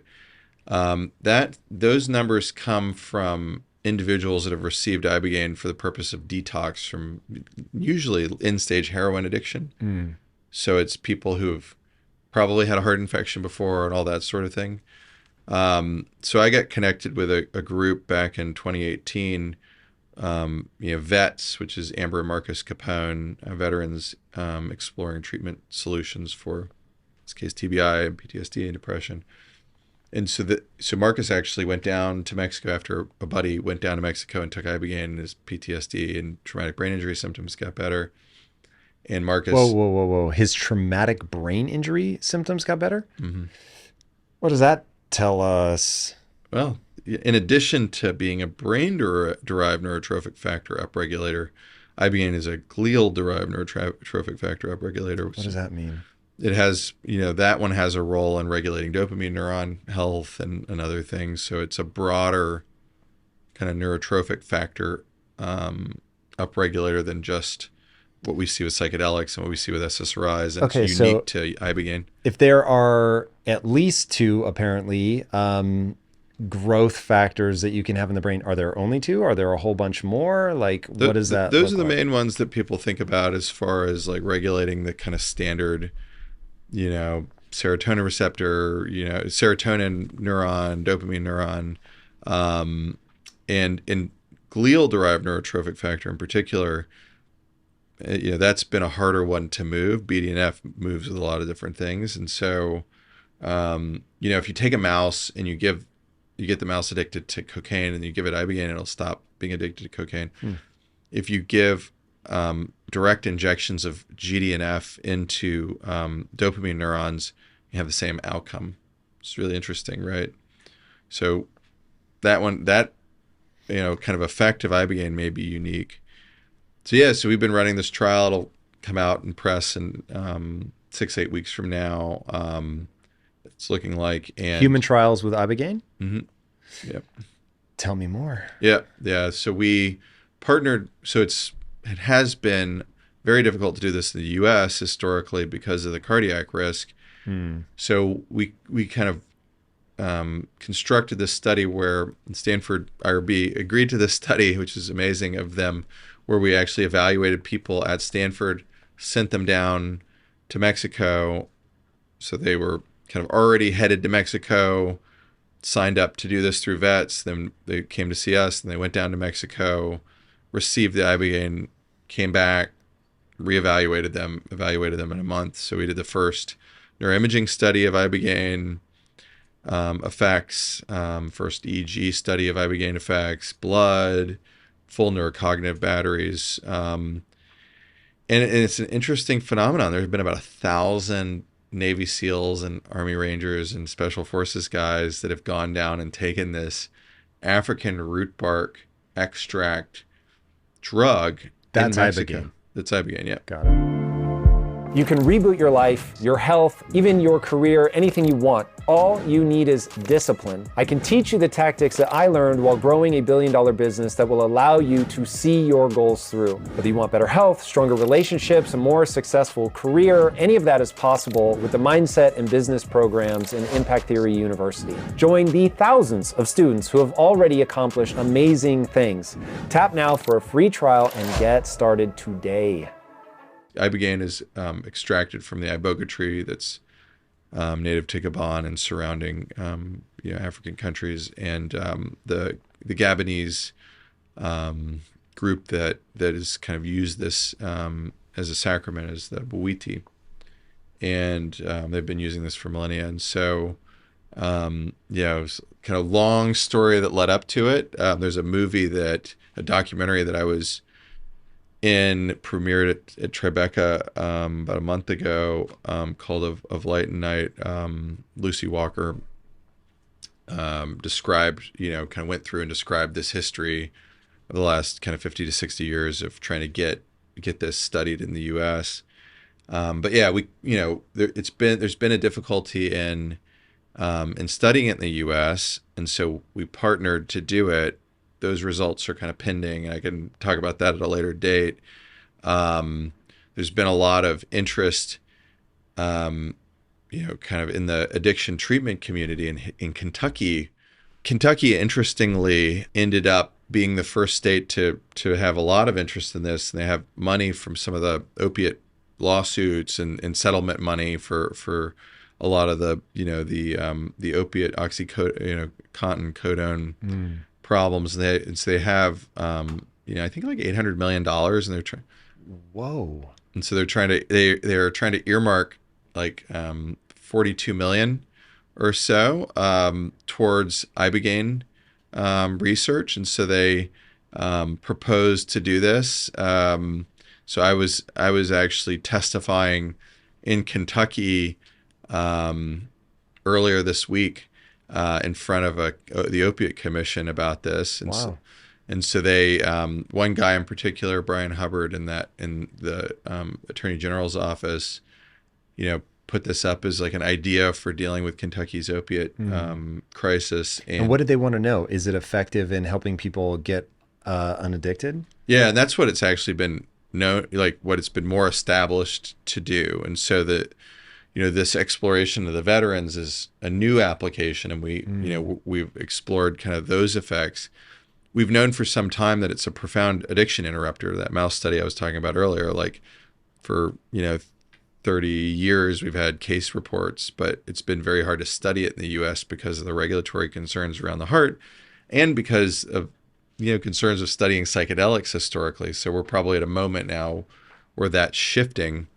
But yeah, I think Hunter Biden in his documentary took Ibogaine and then describes it. There have been a number of other celebrities and folks like that have taken Ibogaine in very kind of variable levels of optics, kind of societal, at a societal level of, knowing this. But there are clinics that operate in countries where this is legal, including it's legal in Australia and New Zealand, but, countries where this is legal, where people will go and receive Ibogaine treatment for, hard to treat addiction. And the numbers are really, really good for addiction interruption. So it's just been this issue of how do you deal with the heart problem? We've taken this kind of stance of co-administration of cardiac risk reduction drugs, so you can kind of prophylax against potential heart problems before even Ibogaine's on board, and then concurrently with the Ibogaine, with the idea that you could risk reduce. And we didn't observe any symptomatic cardiac problems during our trial, which was great. But yeah, it's interesting. We're at this precipice of really looking at these really interesting substances, and ones that are really, really, I would say, technologically advanced compared to the drugs that man has made. When you say they're technologically advanced, what do you mean? That they're, because one question that I have based on some of the things you're saying is it the profundity of the experience from a psychedelic, or is it the glial brain growth factor? I forget the exact letters. Glial derived neurotrophic factor. There we go. Yeah, because if I can inject it right into the site, the glial derived neurotropic factor, if I can inject that right into the dopamine receptor, was that it? Dopamine neurons, yeah. Then in a mouse. Sure. But then that indicates that it may not be the profundity of the experience. It's actually creating it, going back to SSRIs. And it's not that it's building up in your system. It's that there's potentially that it's just causing you to secrete more BDNF. And that's really what's going on. Where does the data point that we need to look? I get we don't have the conclusive anything yet, but what does the data suggest is the next thing to look at? Yeah. So the ways that people are trying to deal with this is by modifying the molecule to take off the trip. The problem with that idea is that it's a different drug. I mean, everybody wants to think it's the same drug, but it's effectively a different drug when you do that. Now, it could be a totally effective drug, and if they modify the molecule, if they modify the drug and then it still works just as well without the trip, then you can make the argument that the trip isn't necessary. If it doesn't work as well, then it's kind of unclear, right? The other way to do it, which is a way that we're exploring, is can you put drug in just in specific brain regions without putting it in other brain regions? Now, injecting directly. You have Sounds to have fun. surgery, and there's all this problems with that. But there's a guy, Rag Aaron, that I'm working with at Stanford, who's developed a tech where he can package drug into a nanoparticle cage. So you can inject the drug sitting in these kind of cages, and then they just like eventually urinate it out or whatever, and the drug never does anything because it's been bound into this cage the whole time. Mm-hmm. But if you use ultrasound as a form of stimulation, because you can use a focused form of ultrasound, just like the diagnostic ultrasound, but you can focus it to a point. If you focus it to a point, I mean, I say, area of blood flow in the brain, vessels carrying the drug, it will warp the cage and let the drug out for a second. But only in the specific region of the brain that you hit it with. Wow. Right. That is clever. Yeah. And what's cool about that is it allows you to ask the question of necessary and specific and all of that. So we're going to release ketamine into the cingulate. Into a cingulate? Into the anterior cingulate. So same idea. Cage it up. Yeah.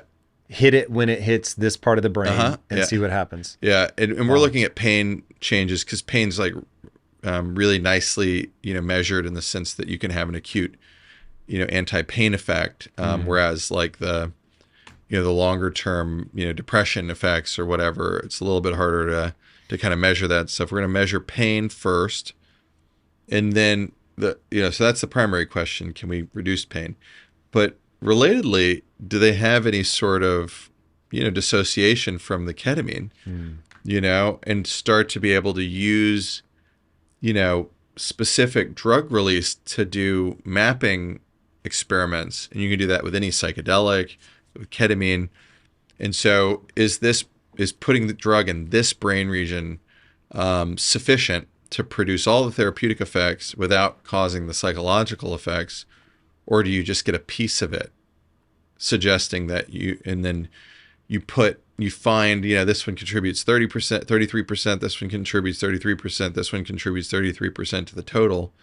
You put it in all three of those regions. If you do have the psychological effect, then maybe you can't divorce them. If you don't have it, then you can, and so that's another way of dealing with it. But it's a really hard question, and it's going to take 10 years to figure out that question. I think, in the short term, my thing is pragmatics and just having tools and all that. And so just trying to test it with the trip, knowing that it makes it a lot harder to scale that, because you have to have a lot more, therapeutic involvement and all of that to be able to deal with a lot of the content. What people say with Ibogaine is that they have this life review. Actually, about 80% of people experience a life review on Ibogaine, and what that is an autobiographical replaying of past emotionally relevant memories, some of which aren't even really known to be relevant. They just end up being critical moments. So things you wouldn't expect pop up. Yeah, which makes this really interesting and gets back to your question about high tech. And so, this is a drug that marches you through all the emotionally relevant parts of your life. You have an intuition. You're seeing this as a third party. You have an intuition of what you thought and felt at that moment. You have an intuition of what the other person or people felt or thought at that moment. You have a re-evaluation of that total situation and then a reconsolidation, because every time you bring up a memory, you reconsolidate it, as you know. And this drug for 30 hours marches you through all of these. Yep. Jesus. And at the end of it, people say they've completely sorted, all of that content, and they're now in a place where they kind of have approached it in a totally different way. So, with Ibogaine specifically, has anybody put words to what the vibe of the recontextualization is? So with like MDMA, it makes you feel like you love it's everyone. neutral, actually. But from what I've heard, Ibogaine, like they say it's hard. It's work. It's hard. It's work. Yeah. what does that mean exactly? So no matter what sort of emotional thing you're looking at, it's just I no longer feel emotionally charged about it. And so now from a neutral perspective, I'm going to reconsolidate it with a neutral sense. It's a neutral stance, but it can be very emotion inducing because you're not pro Tom in Whoa, that's weird. Right. And so I am sort of standing outside myself, and I'm perfectly willing to say, you were an asshole in that moment. Yeah. But it's okay. But you need to recognize where to file that appropriately. Yeah. So your example earlier about the note to yourself when you were arguing with your wife on Saturdays, that almost is kind of the similar sort of idea, right? Is that in some ways you emulated that. You were able to kind of see that you're going to do this, your wife's going to have this feeling, and if you just give her this note, then, and so it's like that, right? It's like this idea that you're able to go into that, and you may even, and I'm making this up, you may even go into that and be like, man, I shouldn't even have been mad about that. The only reason why she's saying any of that is because of this other thing that I did. Or whatever, right? Or some other scenario. But it's like you're able to see that. You're also able to kind of intuit the other person's perspective. And I mean, who knows how any of this works in a way that like they can then, their kind of reasoning is contextualized for you. And then you have this moment for some people and why it can be hard.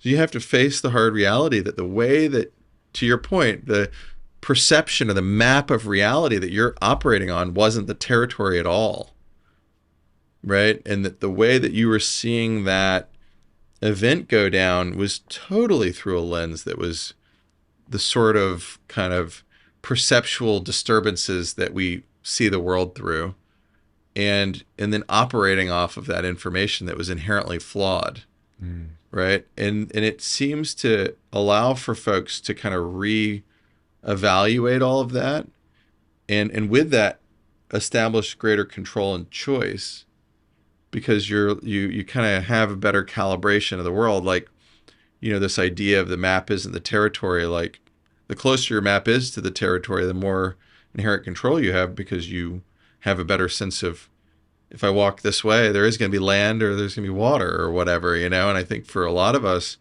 part of what goes wrong is my map is off enough to where I thought, I was driving my car on the road, the beach or whatever, as a metaphor, right? And I think that we do that all the time with our own perceptions of what's going on with reality and the people that we're interacting with. And so it seems like if you hear all the anecdotes, it seems like what it does is it really gives you a better calibration. But that calibration is inherently hard because you have to face the truth that you were wrong. Whereas I think with MDMA, it's much more, to your point, it's much more of like just a pure loving acceptance that your map isn't right, but it's okay. And in some ways, both of those are highly useful and therapeutic, right? Like you kind of have to hold both of those, that like my map is wrong and I have to face it at some point. But I also have to love myself and accept myself for having a miscalibrated map, because it's probably due to something that happened in my childhood that shifted my ability to see it, or something that happened in my whatever, like some trauma that I experienced in my early adulthood or whatever it is, right? Like that's inherently like the empathic part. And I think you have to have both of those, but yeah, that's definitely what the Ibogaine seems to do. Is it seems to kind of write a bunch of views and take you down a journey. And it's pretty fascinating that it ends up being these elite fighters, right? Which in retrospect makes total sense why they'd be really in droves going down there, because they're not worried about a 1 in 300. I mean, it's not really probably 1 in 300 for those guys, because none of them have had a problem. 1,000 of them have been down there, but in theory, 1 in 300 risk of death. They went into war zones that were a higher risk for them than that, you know, and they see this as an exit out of the kind of constant turmoil. Yeah, I was going to say that would be my gut instinct as to why Navy SEALs, and I think it was you that I've heard speak about this, but I definitely heard somebody speak about this. You know, you can imagine a Navy SEAL, they're in a combat zone, they do something, it goes wrong, they accidentally kill a child or friendly fire or whatever, and now that's a part of your mental map of who you are as a person, and that's just tearing your guts out every day, every night. That's right. And to be able to go do this thing that allows you to file it away properly. Because as you were describing this, the thing that it makes me think of is time heals all wounds. Now, what that phrase is getting at is that when you sleep, part of the memory consolidation process is to strip away the emotional charge of that memory and file it away neutrally. But if for some reason you're locked in a PTSD-like cycle, that doesn't happen. And so you're constantly reliving that emotion with the same level of emotional salience as when it first happened, which I cannot imagine the hell that would be if the worst things that have ever happened to me, or God forbid, I had done something that was horrendous, and which honestly, for me anyway, would be worse. And then I just living that at the same volume every time. And so if Ibogaine, and obviously I'm pure speculation here, but if Ibogaine works to sort of rapidly do what time is supposed to do, which is strip that emotion away, like if life sleep does it slowly, you know, over weeks, months, years, depending on how intense this thing is, and Ibogaine does it over 30 hours, like suddenly you get why people would be willing to go do that difficult work. The part that I struggled to wrap my head around is why it's tied to addiction. Like those seem like two very different things. I think of, maybe erroneously, I think of addiction as being a biological thing where my body has gone, I have adjusted all of my internal levels to expect heroin, cocaine, whatever. And why all of a sudden, if I don't get that, oh, we're good, no problem. But, you know, a day before, if I didn't get it, I was vomiting, I was shaking and sweating. Well, you have to think about what, you know, so Gabor Mate He's been on the show. Yeah. So he worked with a lot of addicted individuals in Vancouver. Yeah, his view, which is interesting, and I think he's probably right, is that there's an underlying trauma driving, you know, particularly if you think about opiates, you know, opiates in the very short term put people in a state of reduced pain, not just physical pain, but emotional pain. And going back to the ketamine story, right, where like you need an opiate agonism to have an antidepressant effect from ketamine, right? So this idea that, you know, substances actually do have a very immediate effect that is in the right direction. The problem with these same substances, they actually go totally in the opposite direction and create a big problem with chronic use, you know. And so, you know, acute use of say buprenorphine, which is one of the opiates. It's the active ingredient in Suboxone, the kind of one of the drugs that we use for taking people off of opiates, but it's itself an opiate. And so if you give buprenorphine, you can have an antidepressant effect. If you give oxycodone chronically, you can produce more treatment-resistant depression. You can actually make people more treatment-resistant. So it works for a minute, but then it becomes a problem. And so, you know, there's pretty consistent finding that people that have depression before major exposure to opiates or PTSD have a higher risk of converting to opioid use disorder. I had a study I tried to get NIDA, National Institute of Drug Abuse, to pay for, 4 or 5 years ago with our neurostimulation approach, where we were saying we're going to treat these depressed individuals right before they go and get a total hip replacement, because it's incredibly painful. And in those people, if they're depressed, they have like a 2.6 times the amount of opiates they're using by day 3. Whoa. Compared to non-depressed people. Just being depressed makes you need more opiate to get the effect. Right. And so because physical and emotional pain are processed in the same part of the brain. In the cingulate, yep. That's so interesting, man. Jesus. Yeah. And so and then our stimulation approach is targeted into the cingulate that we were talking about earlier, right? So you can actually release endogenous opiates with STEM.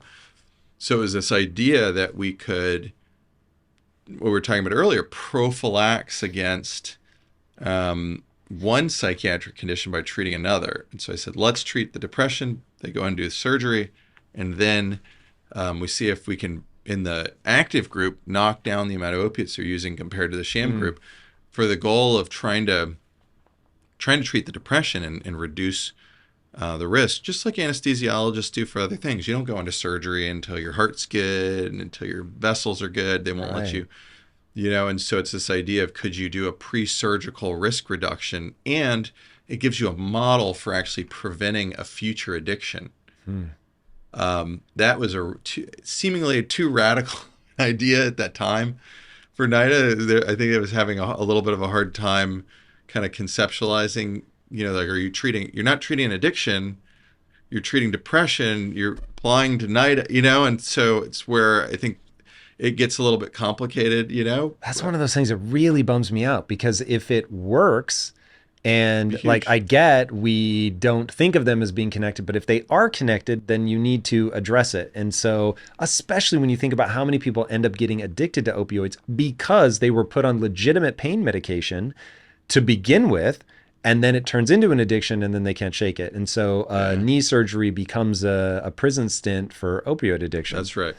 Man, that's really interesting. Yeah, that's right. Yeah.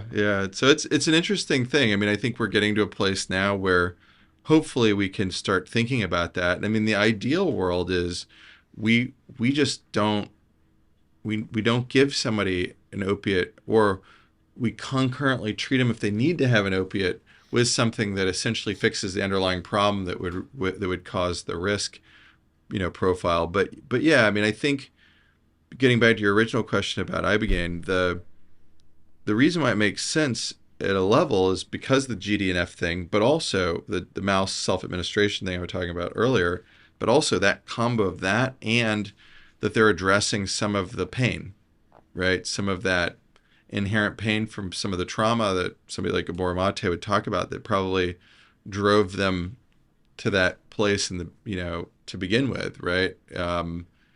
And because not everybody, you can give somebody fentanyl and they never want fentanyl again, some people hate it or whatever, right? And so it's this idea that you may be, people that keep seeking it may be tapping into actually a system that doesn't need fentanyl, but needs something else that fentanyl is acting on, right? Like neurostimulation, maybe some of these psychedelic, drugs, maybe like ketamine, whatever it is.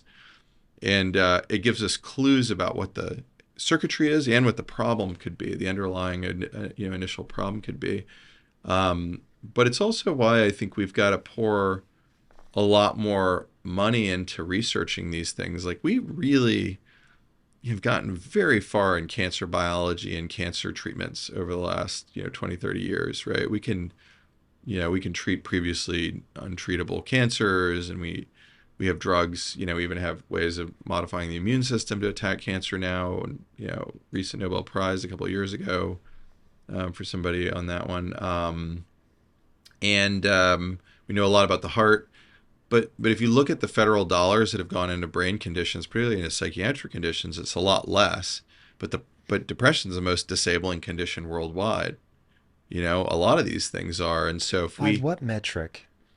By standard disability scores, so you can take... I can't get out of bed. I can't go to work. I can't think through this thing.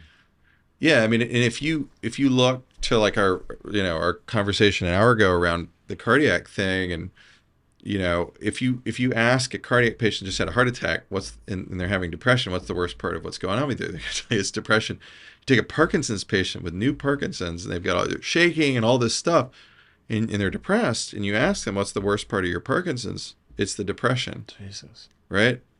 Depression is comorbid with almost everything, maybe everything. And it makes everything that it touches worse. Right? If you have depression and you just had a surgery, your wound healing is going to be a day delayed compared to people that aren't depressed. That's banana. I mean, after what you told me about the heart, I should not be surprised, but I didn't know that.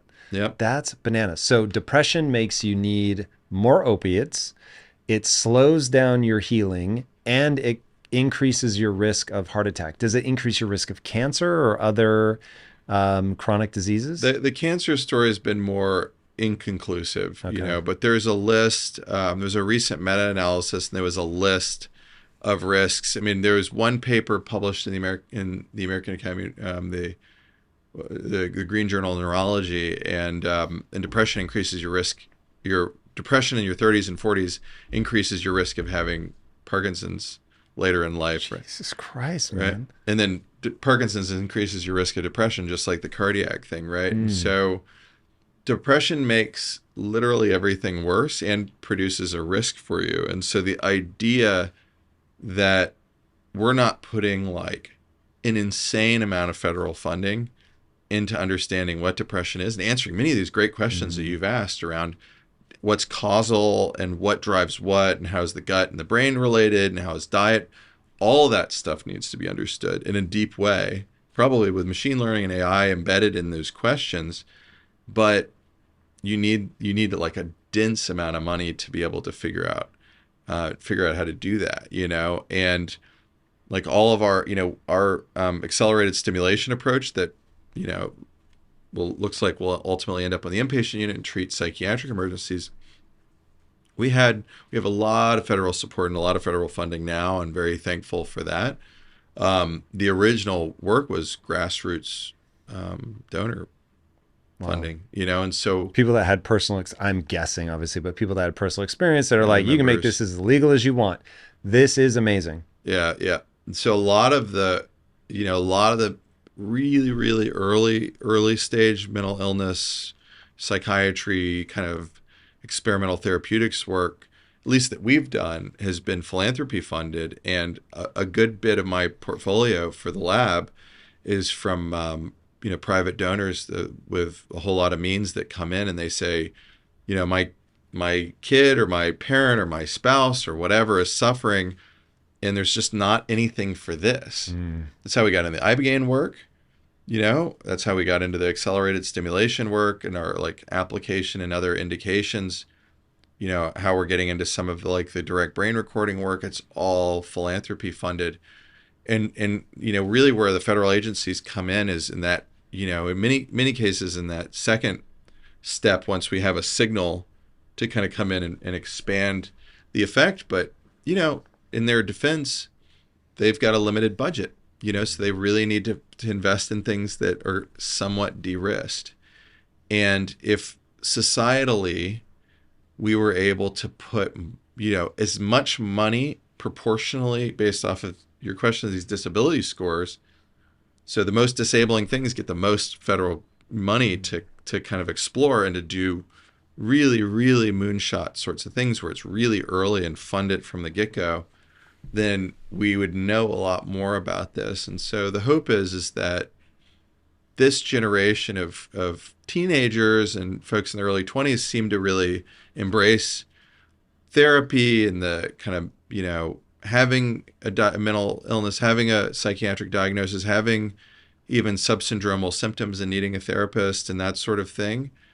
And as we destigmatize this stuff and approach it from a different lens, and in the case of psychedelics, that in of itself gets destigmatized, I think that we're going to make a lot more headway. And my prediction is, and by 2040 probably or something, we'll be able to have a decent amount of control over these illnesses. People will be able to come in, and we'll be able to kind of stratify them, and we'll be able to make, decently predictive therapeutic decisions on them and have a bigger part of the pie that's responding. Because if you look at the numbers for any given oral antidepressant working, it's not very good. No. It's much less than a coin flip, and so being able, for the standard oral antidepressants, it's not great, right? So you end up iterating across a bunch of different drugs to get to a point where they're working. Some of these rapid acting drugs, ketamine story, what we're doing with neuromodulation, a lot of the psychedelic work looks better than that, right? And that's why people are willing to accept it because, you know, people, whether it be military or civilian government or whatever it is, you know, everybody's recognizes it's such a big problem. Like, we can't have these preconceived notions of this is a good or a bad thing or whatever. It's like, does it work or not? And if it does, let's add it to the list, you know? And I like that because that's the way I think about it. So.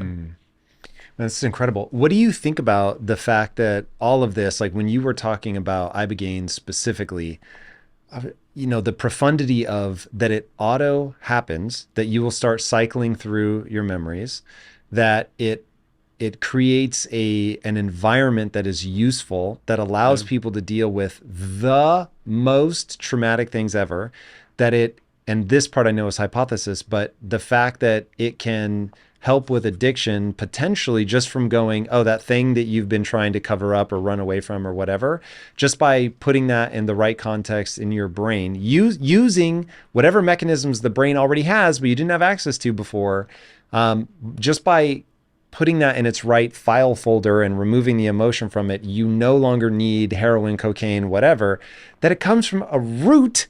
Like that just, what? Yeah. Like that is from a co-evolution perspective. I'm just like, I'm sorry, what? Like, huh? Yeah. And I argue exactly what you said, but with the kind of profound neurotrophic kind of plasticity effects probably concurrent, right? And that's why I think such a high-tech sort of idea that it marches you through all these psychological things, and it has the kind of biology change that's happening concurrently. You know, my view, and I've said this publicly, is I think you could give, you know, the major drug companies $10 billion, $100 billion, whatever it is, and say, make a drug that works like Ibogaine, but Ibogaine in theory, Ibogaine never existed. And they didn't have anything to work off of. You know, it's not their fault. Like, we don't have the neuroscience to understand what this is doing at all. Like, why would it produce these very characteristic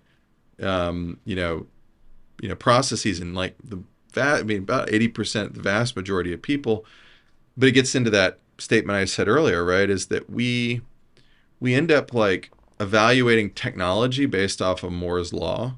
You know, we use computer think to evaluate everything else, you know, and I think that you can't kind of do that with the psychedelics. You can't use, well, whatever is the most, you know, chronologically new has to be the most advanced. I think that you have to use a different kind of, what has the most inherent complexity, you know, in a good way, like what's kind of, in this case, therapeutic complexity to evaluate it. But it's something like that. And it's hard to relay that kind of concept because obviously we're so programmed to get the iPhone 50 or whatever, you know, like we're so programmed to get the next MacBook. I mean, we just don't even think about it. Like, we just know that the next iPhone is better than the last one, you know? And so chronological time ends up being like, you know, but I think for these technologies, right, it's more about what does it do?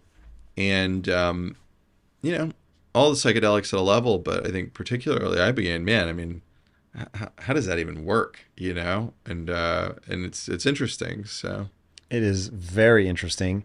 Is anybody looking at experimenting directly with glial derived neurotrophic factor? There was some work with trying to do some of that for Parkinson's back in the day, where actually they were doing like burr holes and like surgeries and injecting it into the, because you can't digest it in an oral form.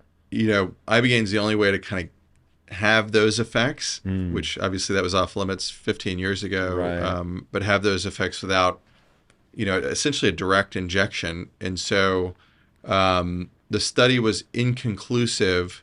I think the problem probably, from my perspective, was dose, right? You give one injection of this, it's not going to necessarily be enough to take somebody who's so far down the pipe for having full-blown Parkinson's, so they're willing to do brain surgery to try to treat it, to then, you know, evaluating it. It'd be interesting if you could, use an Ibogaine-like substance, even in Parkinson's, right? Where you had something, maybe without all the cardiac risk or something, but you had something that could upregulate your glial-derived neurotrophic factor, and kind of, ask the question of whether this could restore, dopamine neuron function. You know, that's where the similarity is between Parkinson's and addiction, is that, both have an effect on the dopamine system, right? In the case of Parkinson's, it's a direct hit and degeneration of the nigro, which feeds up to a lot of the motor parts of the dopamine system. And then the addiction acts on the ventral tegmental area, nucleus accumbens reward system. But, these are both dopamine neuron populations. And so, yeah, a lot of, an area that needs a lot more research and a lot more exploration to really understand it. But there's a good amount of basic science going on now. So. I'll be interested to see, if I had to guess, that there may also be some amount of, like, the plant compound is so intricately evolved, essentially, to have a bunch of different things happening at the same time so that you get the effect. Like, I know when you look at ayahuasca, which is multiple things put together, and how on God's green earth someone figured out exactly how you have to prep this plant and that plant and put them together to get this effect, and that one sort of works with the other. You were talking earlier about, there's a place where serotonin, if you can break the cell membrane down enough that the serotonin can get in, then it can have an impact. And so, how much of Ibogaine or any of these other drugs, if you isolate the thing you think is doing the vast majority of the work, but maybe in reality it's only doing 80% of the work, and that you actually do get additional benefits from the 20% of the other, whatevers that come in that route, or, that sort of prime the system to receive it. Yeah.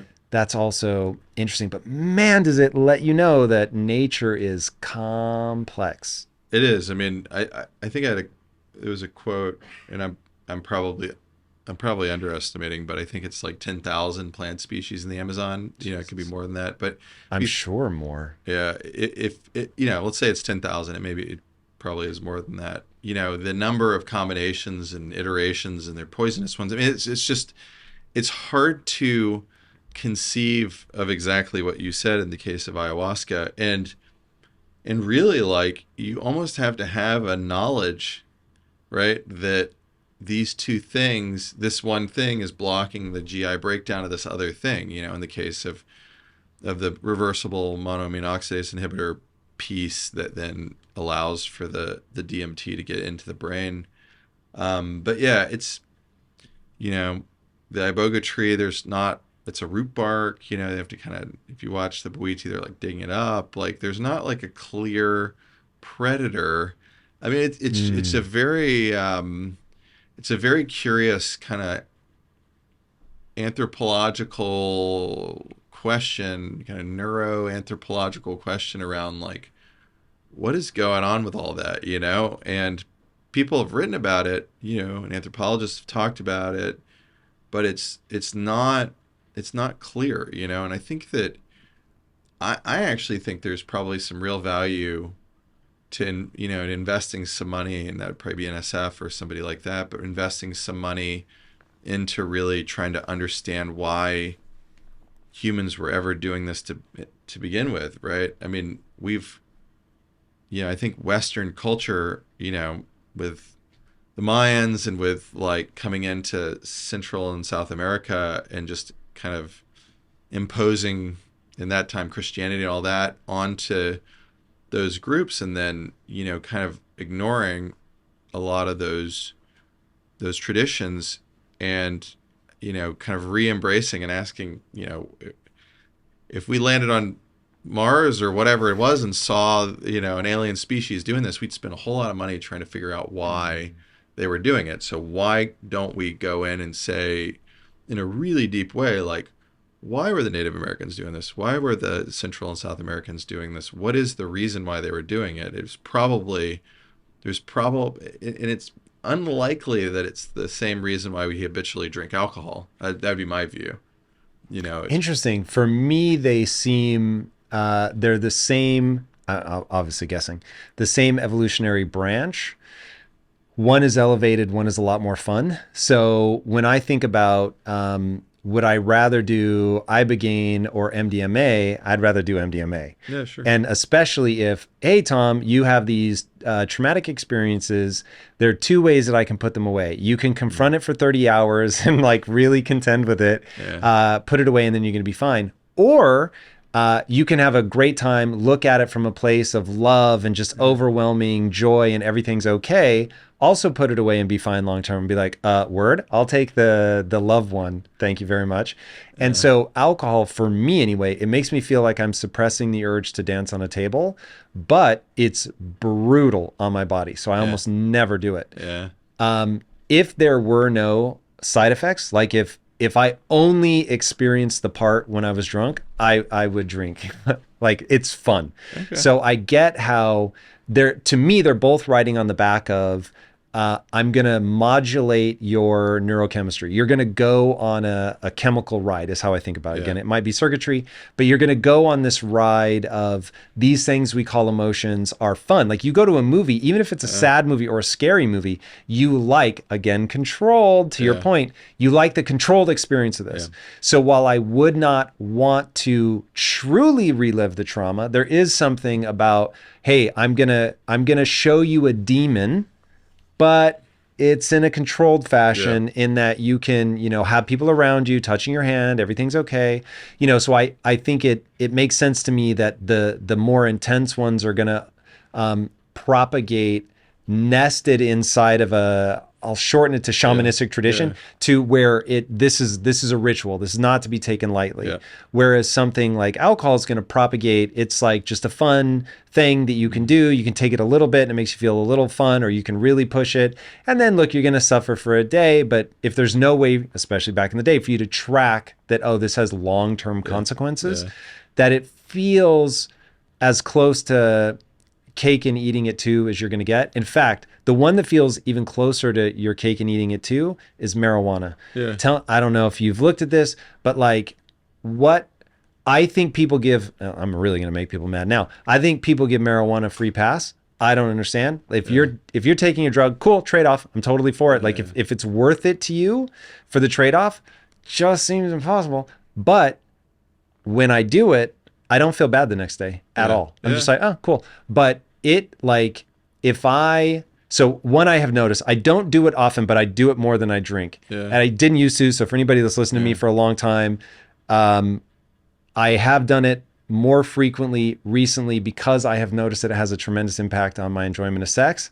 So that has been a fun discovery. But I've done both smoked and edible. Again, I don't do it frequently, but smoking, I can sort of feel the problem coming on, so I have a much easier time of not overdoing it. But with edibles, again, I'm a very cautious person, so I've never been like, I know some people had really bad experiences. I have not. But it did get to the point where I was trying to watch a movie and I'm like, I can't make like even the sentences add up. So like, I just watched an hour and a half of this movie. I have no idea what happened. So for something like that, I just assume like there is some knock-on effect here. You can't just play with this stuff and not have some sort of complication down the road. Well, I think the base question that you're kind of, I think you're alluding to it in a way. The base question that I have asked is this question of, or even to back up a little bit, does everybody have an addiction? And what I mean broadly is behavioral addictions, substance addictions, control addictions, and I'd argue that probably, right? Like, probably everybody has something, right? Whether it be like caffeine or control or, repetitive behaviors or whatever it is, and if everybody's and it's not really an addiction in that sense. What it is your reward system is primed to repeat behaviors that are reinforcing, right? And so for some people like me, I've historically been like a very serious extreme sports guy, like kite surf and big waves. And if it's not a big enough wave, it's not exciting enough. And whoa, how big wave are we talking? Yeah, like North Shore of Maui and Whoa. stuff. Yeah.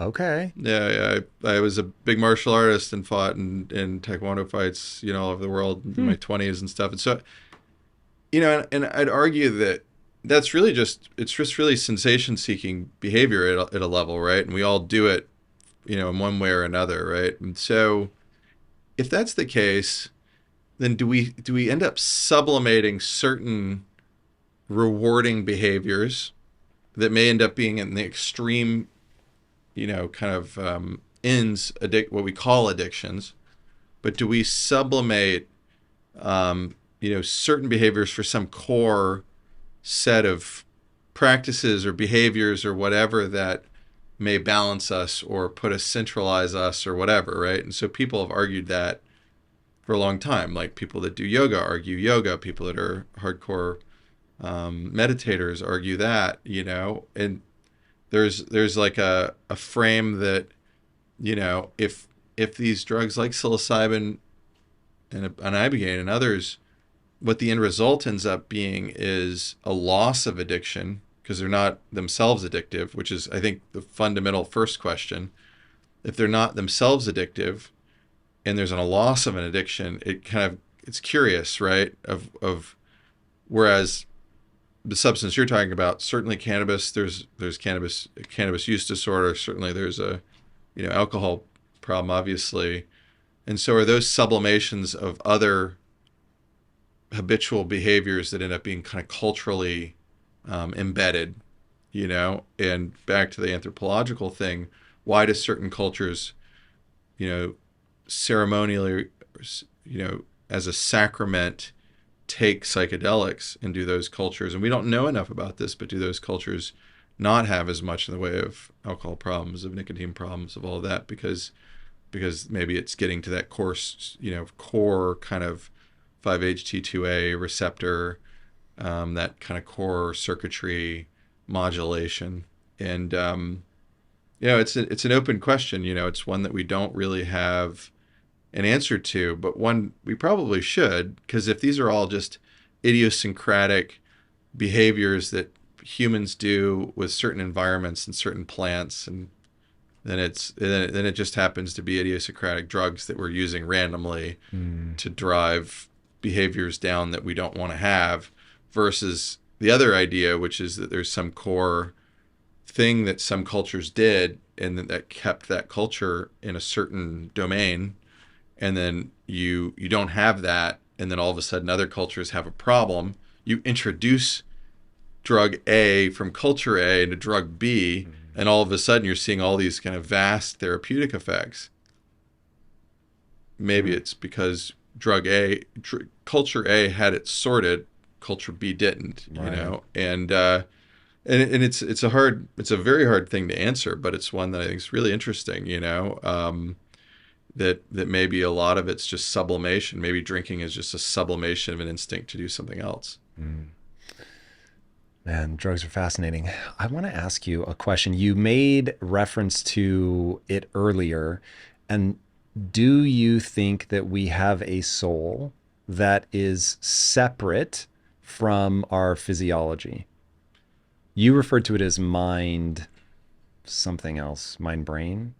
Well, I think there's brain, there's mind as we think about it, and there's probably self. This gets out of like a scientific statement now. This is just my personal beliefs, right? And so, I think that and a lot of meditation practitioners believe this. There's a thought stream that is mind, and many people, their mind and their self are fused, and they see mind and self as the same thing. Like, we can ignore brain for a second. I can get back to that, but mind and self are, and you kind of pointed to this earlier. You said, once you realized that the anxiety was just happening, it was physiological, then you could kind of get yourself away from it, right, and distance yourself from it. And I think what you're doing there is you're having that kind of theory of mind, that your mind and yourself aren't the same thing, and that you can see your mind do all of this stuff, and you can be an observer of it from self and not act on it. but for a fair amount of people, mind and self are totally fused. And I think that's really where a lot of the problems are. And then you got this other layer of brain, right? Brain being essentially the organ that, mind is emergent from, and probably self is emergent from too, right? But it's, so mind emerges from brain. You can have an insult like a stroke, like we talked about, and have depression and have no reason why you'd be depressed. But, mind mind is emergent from brain, just like blood flow is emergent from your heart. And so if your blood isn't flowing, it's because your heart isn't pumping. So you got a structure, but then you've got this emergent property. And I think that part of mindfulness practices is to teach people how to, in this kind of mind self, dichotomy, to be able to distance yourself from your thought stream. Psychedelics definitely seem to do that. I actually think that brain stimulation can do it through the brain, because if you can shut down the brain regions that are emerging the mind, then your self is left alone in many ways. Wow, so you're saying the self would still survive. So there is an observer even as the rest of you sort of goes offline. Yeah, I mean, I wouldn't say you go offline. I'd say your mind goes offline. You're like worrying mind or whatever it is, right? And so we had a couple people in our St. trials where they got well on Tuesday. We kept so there was 0 on Tuesday, and we just kept treating them. On Thursday, they came in and they said, "Hey, the weirdest thing happened to me last night. I was driving home from, from treatment or whatever, and I saw the beach, and I just decided to go sit on the beach. I never do that, but I just decided to go sit on the beach, and then for like an hour, I was just like totally present in the present moment. And I read about this in my like mindfulness course or whatever, and they're like." And I like looked it up after, and I was like, I think I had like this mindful experience or whatever. And you hear one person say that as a scientist, you're like, okay, that's great for you. I don't really know what that means. Right. When you have when you have 5 or 6 people, and you're not telling anyone that anybody else is telling you this, and they're all coming to you with this, and it's always like they go through euthymia, like they're totally nothing. They're zeroed out. On Tuesday, and we have. Did you say euthymia? Yeah, like normal mood. Got it. That's a fancy word. Oh, sorry. Yeah. Euthymia. Sorry. I've never heard that before. Word. Yeah, sorry. They go through like basically zeroed out depressive symptoms, and when they transit through it, if you keep treating them, they get into these places, and it's the minority of people. Like it's only people that are, actually typically less treatment resistant. It doesn't take them the whole week to get there, and then by Thursday or Friday, they're telling you this. And you see this post-psychedelic. It's not during the psychedelic, but it's the day or two after. Really clear, right? And it's like your thinking mind, this computer that you've got running that's, I need to go grocery shopping. I need to do this. Like, I better not, do this, or this is going to happen, or whatever. That's like kind of stuck in the past, future thinking kind of goes away. And what's left is you, right? It's you being able to be like mindful and present, which is the way that many of the Buddhist meditators say that they get there too, right? Without any of this other stuff, right? But it's this idea that you can just be present and be here and be able to appreciate the now. And really the mind is just a tool to like deal with the world, right? But it's not you. Like it's your ability to, make money or drive your car or do whatever you need to do to get to do the things that the self wants to do. And I think that to me as like a personal goal, a spiritual goal that people have or whatever, as well as potentially a scientific goal, right, is important to understand, because I've never had anybody that I've observed in that space who's like, I don't like this. Like, I don't want to, like, get me out of this, like, being present thing. I want to go back to being worried again or whatever. Everybody feels like they, like, took a weight off and they're relieved of it. Like, now I don't have to deal with all that. I'm just able to, like, be here, And, I think that's it's an interesting goal, and trying to understand what that is, from a physiologic perspective would be helpful, because it may be a therapeutic goal, may ultimately be a therapeutic goal, not just a scale saying the person's only, minimally symptomatic, which is the way that we think about it now, but actually like that they can be present. So. Now, does that imply to you that there is a part of you that can't be touched through brain damage or death?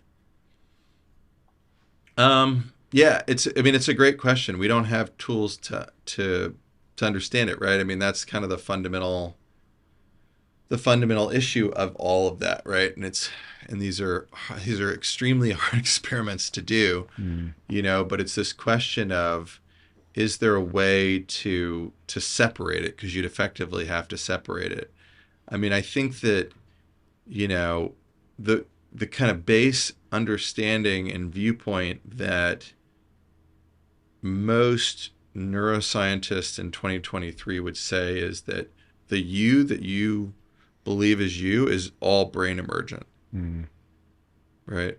There's nothing about you that isn't brain emergent, right? And if I was testifying in front of Congress for and they asked me that question, I'd say, it's brain emergent, if you ask somebody like Stan Groff, one of the, the original kind of OG, psychedelic researchers, his answer, as I've heard him say it, is that that the brain's more like an antenna, right? Which is, very different, a very different view, right? And we have no way of proving any of that or understanding any of that, right? What everyone wants to believe is that you are completely an emergent property of this brain, and there's nothing else about you that's outside of the skull. Unless these things kind of float up into the heavens or something, it's hard to conceptualize of what happens, how you take that view and then you kind of like converge that view with a view of any sort of religion, which there are neuroscientists, pretty senior ones at Stanford, that are also religious. I haven't asked them this question, but it's this question of like, how do you kind of merge those views together? So it's that's the base kind of, we don't know. And then to your other point, right, you can knock out brain regions and you can dramatically change behavior, you can change personality, you can change levels of consciousness. And so people who knew you would then say, you're not the same person I used to know, right? And so that would argue towards the kind of brain-centric, the soul is just an emergent property of the brain, the self is just another emergent property of the brain outside of mind or whatever. It's hard. We don't have tools to sort it out. And it's also hard because many of the mechanisms that that are in place are kind of helping that system to kind of self-regulate. What goes in contrast to that is there are a number of patients who, for instance, never had a musical ability in their life. They're a terrible singer, they don't know how to play any instrument or whatever, and they get frontotemporal dementia, so they lost some prefrontal cortex, and they have these spontaneous emergent musical virtuosos, right? Which is How do you interpret that? Because I have a strong interpretation of that. Oh, you do? Okay. But you know more about this than I do. I mean, it's yeah. I mean, there is. I will follow that with another finding, which is kind of interesting. Which, if you take somebody that's learning how to sharpshoot, and you knock out their prefrontal cortex, you can actually make them sharpshoot better. Yes. And sometimes that system, anxiety for sure, but that system maybe, having actually fully functional, maybe having a detrimental effect to doing things that are much more physical and fluid and perceptual and not necessarily in the thinking domain, And as a martial artist, to get back to what I was saying earlier, like, you can't actually have a rational thought about being in a in a competitive fighting match, right? You're reacting in much shorter periods of time, Right. So some Don't of that think, ends up, kick, just yeah, kick. yeah. So some of it ends up being like kind of memorized and repetitive and instinctual, and maybe sharpshooting is, maybe in some ways music is, but yeah, I'd love to hear your. So the way that transcranial magnetic stimulation made it onto my radar was around the idea that I think it was a lab in Australia would have people come in and say, draw me a picture of a squirrel. I can't draw. Just do it. So they draw a picture of the squirrel, and then they would put TMS on them, hit them, draw a squirrel again. And by knocking out a region of their brain, they could suddenly draw 3 or 4 times better. And they're like, what is happening? Yeah. And so my wife is a world-class artist. She is cool. unbelievable. And so when I watch her do her thing, I realize that she is seeing information that my brain filters out. So it isn't necessarily that obviously she's trained as well, but her and her sister drew something. Her sister's older than her. They drew something each for their grandma and gave it to their grandma. And when they were young, so like a 2-year difference is gigantic at that age. And her grandmother took the 2 drawings and was like, well, it's no fair because Lisa's younger, assuming Lisa's drawing was the bad one. But in reality, Lisa's drawing was the good one. So she's just had an ability forever. And so I remember one time she's drawing and I'm like, why are you spending time in that part of the drawing? Because she was doing it from a photo. I'm like, there's nothing in the photo. That part of the photo is completely blank. And she looked at me and she's like, what? And I'm like, that part of the photo is completely blank. She's like, are you joking? I'm like, what do you mean? And I was being sincere. I'm like, that part of the photo has no detail in it. What are you doing? Because I watched her spend like an hour on a part of the photo. That to me was solid white. And she was like, you really don't see detail in that? No, I don't. And so I was like, holy cow, you actually see detail. And then as I really sat and looked at it, I was like, I guess kind of. So my brain was just like, close enough. Those are roughly the same, right? Move on.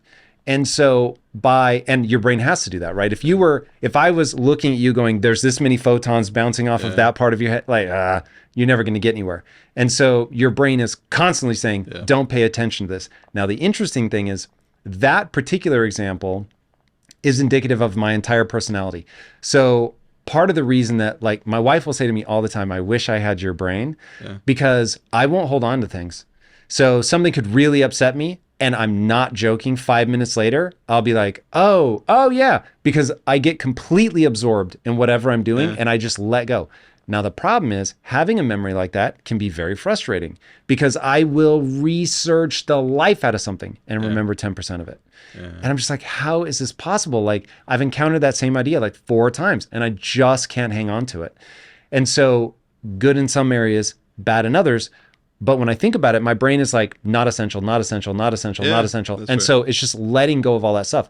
So with TMS, the thing that I found so interesting was that oftentimes your ability goes up, not down, as you knock a region offline. Yep. Because I always thought it would be a stacking. Like you have to turn something on to get good at something versus turning something off. So I can see how, look, music is a little harder to explain, I won't lie. Yeah. But like if there are, let's say, that my brain is saying the tonal difference between 2 things is irrelevant. Yeah. And now I get a lesion, it's like, no, those little differences make a big deal. And so now by knocking that area out, I'm suddenly able to pay attention to those 2 things. I could see, or even like how the left and right hemisphere are telling each other to shut up most of the time, which is why meditation is so interesting, because as you relax, areas of your brain that normally are offline, suddenly they're not telling each other to be quiet. And so they can start talking to each other. So you'll combine really weird ideas that I wouldn't have had when my brain is so busy saying not essential, not essential, not essential. Yeah. Yeah, that is super intriguing to me. Now, for me, I thought you were going to be like, I'm a physicalist. And it took us a long time to get to the part where you said, if I was testifying, that I would say that it's brain derived. So is some part of you conflicted on whether that's all brain derived? I think that it's a difference between, what you're trained and what you're, where the, sparse but available evidence is and where one's intuition is, right? You approach it with humility. Yeah, I think so. I mean, we just don't. It's like everything else. I mean, the Big Bang is a N of one event, right? I mean, these are the problems with a lot of these questions. Is they're very hard to answer at the end of the day, And I think that that the tools that we have for answering them aren't that great, And so, being able to have better tools to understand the nature of the brain, the nature of the mind, the nature of the self is the mind and the self. The meditators will say that these can be fused together in people and can be separated. Is that really actually a thing? Is that a phenomenological thing? Or you're just tricking yourself into thinking that? You're just tricking yourself. Look, I have strong convictions loosely held. If data came up that was like, no, there really is, like, you are an antenna and this is all being broadcast from the Andromeda galaxy or heaven or whatever. Oh, okay, cool. I have no need to be right, but my brain just models everything I see and is like, based on what I see and know, this is how I'm going to think about it for now. And again, humility is the right way to approach things, but I also think people should be unafraid to say, this is what I think of it now. So right now, my opinion is very much that it's all arising from your brain, but there are separate phenomena in your brain that you can learn to tease out, or you can learn, like, I really think, again, if data comes out that proves that I'm wrong, no problem. But I really think as AI comes online, what we're going to realize, these are all patterns, and that I can put a monk that's been meditating for 40 years and be like, looking at that pattern, I know right now he's practicing loving kindness, whatever. Oh, looking at that person, they're in a bout of anxiety over, interesting, something to do with a pet. You know what I mean? Like, I really think it's going to get that good. Yeah, but it may be that, right? These may just be modes. It could be, it could be something else. So there's some base signal, right? And then there's signal from inside or outside. It's probably inside. What we understand it is to be inside. Francis Crick thought it came from something called the claustrum as being a central kind of rhythm generator in the brain. But whatever, some system that's kind of the base self system, and then anxiety is layered on top of it. But that's different than switching between two modes, right? Switching between a mode of thinking about self and being anxious. So I'd argue more that way, right? That you've got some core, probably self-representation, something driving the networks to start going in a direction, because there has to be something moving the system. The reason why I've done a lot of hypnosis research is because you externalize control, right? So you can have a suggestion come into your brain, and then you act on that suggestion, right? So you can highly hypnotizable people, they will people that get absorbed in things, they will get they will be very suggestible to all sorts of things that are out of their volition, And I used to think this is kind of BS. Like when I got to Stanford, it was, hypnosis is a big thing. I attended David Spiegel's course, and I had this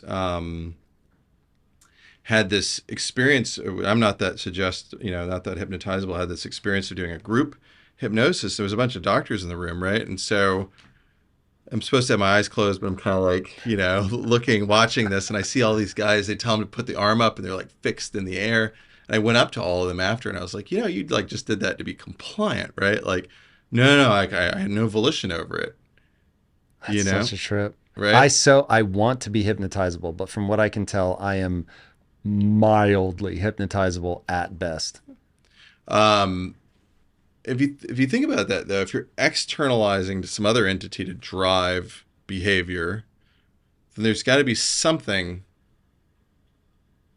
driving that behavior internally that's either a representation of self or mind or some combination of that. But we don't even know where that originates, right? Why would you say that? So my read of that would be that your brain evolved to know that data will be coming from the outside and to do things with that data. Oh, for sure. It's two different. There has to be a source point in the brain, or a primary network in the brain that's causal, it to be able to have volition, you have to have that. You have to have some organ, some circuit, however you want to think about it, in the brain that's driving it. If not, then Because, so I may be misunderstanding you. Do you say that because you assume that we have free will? I say that because, well, yeah, I'm assuming we have free will. Yeah. Interesting. I don't think we have free will, though the illusion is so compelling. I don't spend any time thinking like, oh, I don't have free will. I act as if I do, but when I really stop and think about what I know about the universe so far, I'm just like, nah, probably not. Like, this is probably all mappable. Meaning, if you knew everything, like there was a theory of everything, you understand physics completely, there's nothing that's unknown or unexpected, that you could then map out how every billiard ball will react when hit by any other billiard ball and the amount of friction on the table, et cetera, et cetera. And that all of our neuronal firing and all of that stuff it's all trackable. We just don't have the data to be able to track it. Yeah, I mean, absolutely. I think that's totally true. It's more about, at the end of the day, if what you're saying is true, then it's all just reward reinforcement. That our entire experience is, assuming what you're saying, it's all just reward reinforcement. We're just being driven completely by externalized stimuli being processed as threat or pleasure or some derivation of that. Welcome to my worldview. Yeah, That's literally what I think. I can tell. That's why I say, like, you're having a biological experience. Understand how this all works. The great news is that as you become aware of it, what I'll call awaken the matrix. I wish that word wasn't getting a weird reputation. But as you become awake in the matrix, you can suddenly intercept some of these things and go, ooh, I would like to react now in this way. I'm not just going to be beholden to my emotions. And you really can insert a level of awareness, even if whether you get that level of awareness is something you can choose to do or not, which I doubt, but it certainly feels like you can. And so becoming aware becomes useful. But that awareness isn't, I mean, I suppose you could argue that's reward driven as well, but the sort of thing that people who are, serious meditators, maybe some of the psychedelic crew, that whole set of writers, it doesn't map onto the way that standard reinforcement happens in the brain. I think that's really I agree with you that there are probably a lot of people walking around in the world that are, kind of driven, their mind brain self is kind of all fused together, and they're being driven primarily by these reward aversion loops, right? But the sort of like meditative descriptions that people say, unless you can argue that that's all being driven by some other way of reinforcing reward, doesn't play on to this more standard kind of reward story. Can you give me an example specifically of what they would say? Because and while you think of that, to all the people out there, I get this every time I bring this up. They're like, Tom, as soon as you do psychedelics, you're going to realize that your worldview is just absolutely ridiculous. Cool, fair enough. I'm very open to that data point. And it is merely at this, actually, there's two things that stop me. Legality, and I recently read a story about a guy that did psilocybin for the first time, and it sent him off on like a 4-month or longer like manic episode. Yep. And he said it ended up ruining his life. And I was like, whoa, that was sort of the first calming thing. I was like ready to go. Yeah. And that was like, ooh, maybe not. I don't advocate for anybody to take psychedelics for, personal reasons in that kind of a context, if that makes sense. As a physician, I think they're useful within a kind of diagnostic framework. What I can tell you is the people that do advocate for those things, that's the sort of thing that you hear. The risk, as you've aptly pointed out, is there are certain people, particularly people that are on the kind of psychotic, hypomanic bipolar spectrum, in which psychedelics are really contraindicated, right? And all the trials like intentionally strip out anybody that has a threat of that. although there is an ongoing trial, interestingly, of people with an established psychotic disorder diagnosis being explored right now, which I'm really looking With forward to. psychedelics? Mm-hmm. Whoa. And they've given schizophrenic full blown schizophrenic patients ketamine, and they don't have a worsening of their psychotic symptoms. So Carol Domingo down at UT Southwestern did a lot of that work. But yeah, I mean, I think that what you hear from people if you go to psychedelic science or you talk to patients that receive this is there ends up being an experiential stripping of these things apart, and that could all just be a construction, right? As you aptly point out, and that's why all of this is all theoretical. Like there's no like what you're saying I think is theoretical. The various things I'm saying are all theoretical. Your personal worldview is most aligned with, I'd say, the majority of neuroscientists walking on Earth today, right? So your view is what, if we had a polling at Society for Neuroscience, what most of those folks would say.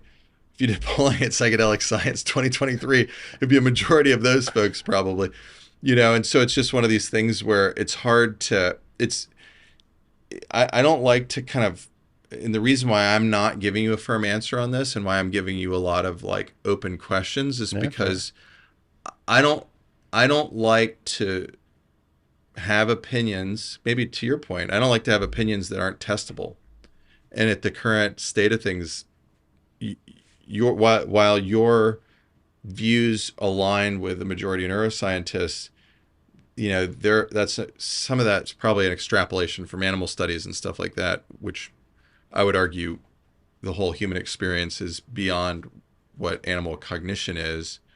And then the psychedelic crew, or even maybe some of the hypnosis researchers having a different viewpoint on this is all experiential, and maybe at the end of the day, to your point, just kind of self-fulfilling prophecy or self-deluding or beliefs that are kind of getting entangled in worldviews around what the science is. But to your point, we don't have the tools to measure it, so it's in 2023 an impossible question to answer, but a very important one, and once we get a handle on that, if it really is that the brain is truly just, self-propagating, and you kill a part of the brain and you kill that part of the person forever, and that's just that part of that person is dead, or until we find ways to regenerate the brain dead or whatever, then then it aligns with the sort of way you're thinking about it. But yeah, I try to bite off chunks that are more proximal to the tech we have now. And then that allows for me to have a real bet and then have an answer that's yielded out of it. So this idea of like moving hypnotizability up transiently, like we had enough science to be able to go and say, yeah, we can do that, or being able to figure out, kind of slick ways of cutting, speed of stimulation down to really short periods of time, and asking questions about moving brain circuitry quickly or slowly, or what's the nature of the brain circuitry. So we have a study now where we scan people every day, and then we look at, the change in the circuitry as it relates to the change in symptoms. So does the circuitry change precede the behavioral change, or vice versa? It tells you something inherently about, when, based off what you're saying, you'd assume the circuitry has to either change concurrently or before, and then you'd have a behavior change. I actually don't. I think that there is something where you can do it in either direction, and that's part of what's utterly fascinating. It's like smiling and then feeling better, or feeling better and then smiling. You can actually go either direction. Well, it would be weird if the stimulation changed the behavior without a brain change, from what you were saying earlier, right? Like you'd have to assume that the brain changed for a stimulation induced experiential change to happen. It's interesting. I think you have to bypass like physics principles. Oh God, we did really open up a can of worms there. So I'll tap out with that question hanging in the air. Brother, this has been so fascinating. I've absolutely loved this. Where can people follow you? So Stanford Brain Stimulation Lab is the best place to follow our work, and yeah, happy to particularly have patients come in and be interested in some of the studies. So Amazing. Boys and girls, if you haven't already, be sure to subscribe. And until next time, my friends, be legendary. Take care. Peace. If you want to learn more about the use of psychedelics to treat depression, and I hope you do, check out this conversation with Dan Engel. Iboga is a fascinating medicine because you can have people addicted to heroin decades long go through one treatment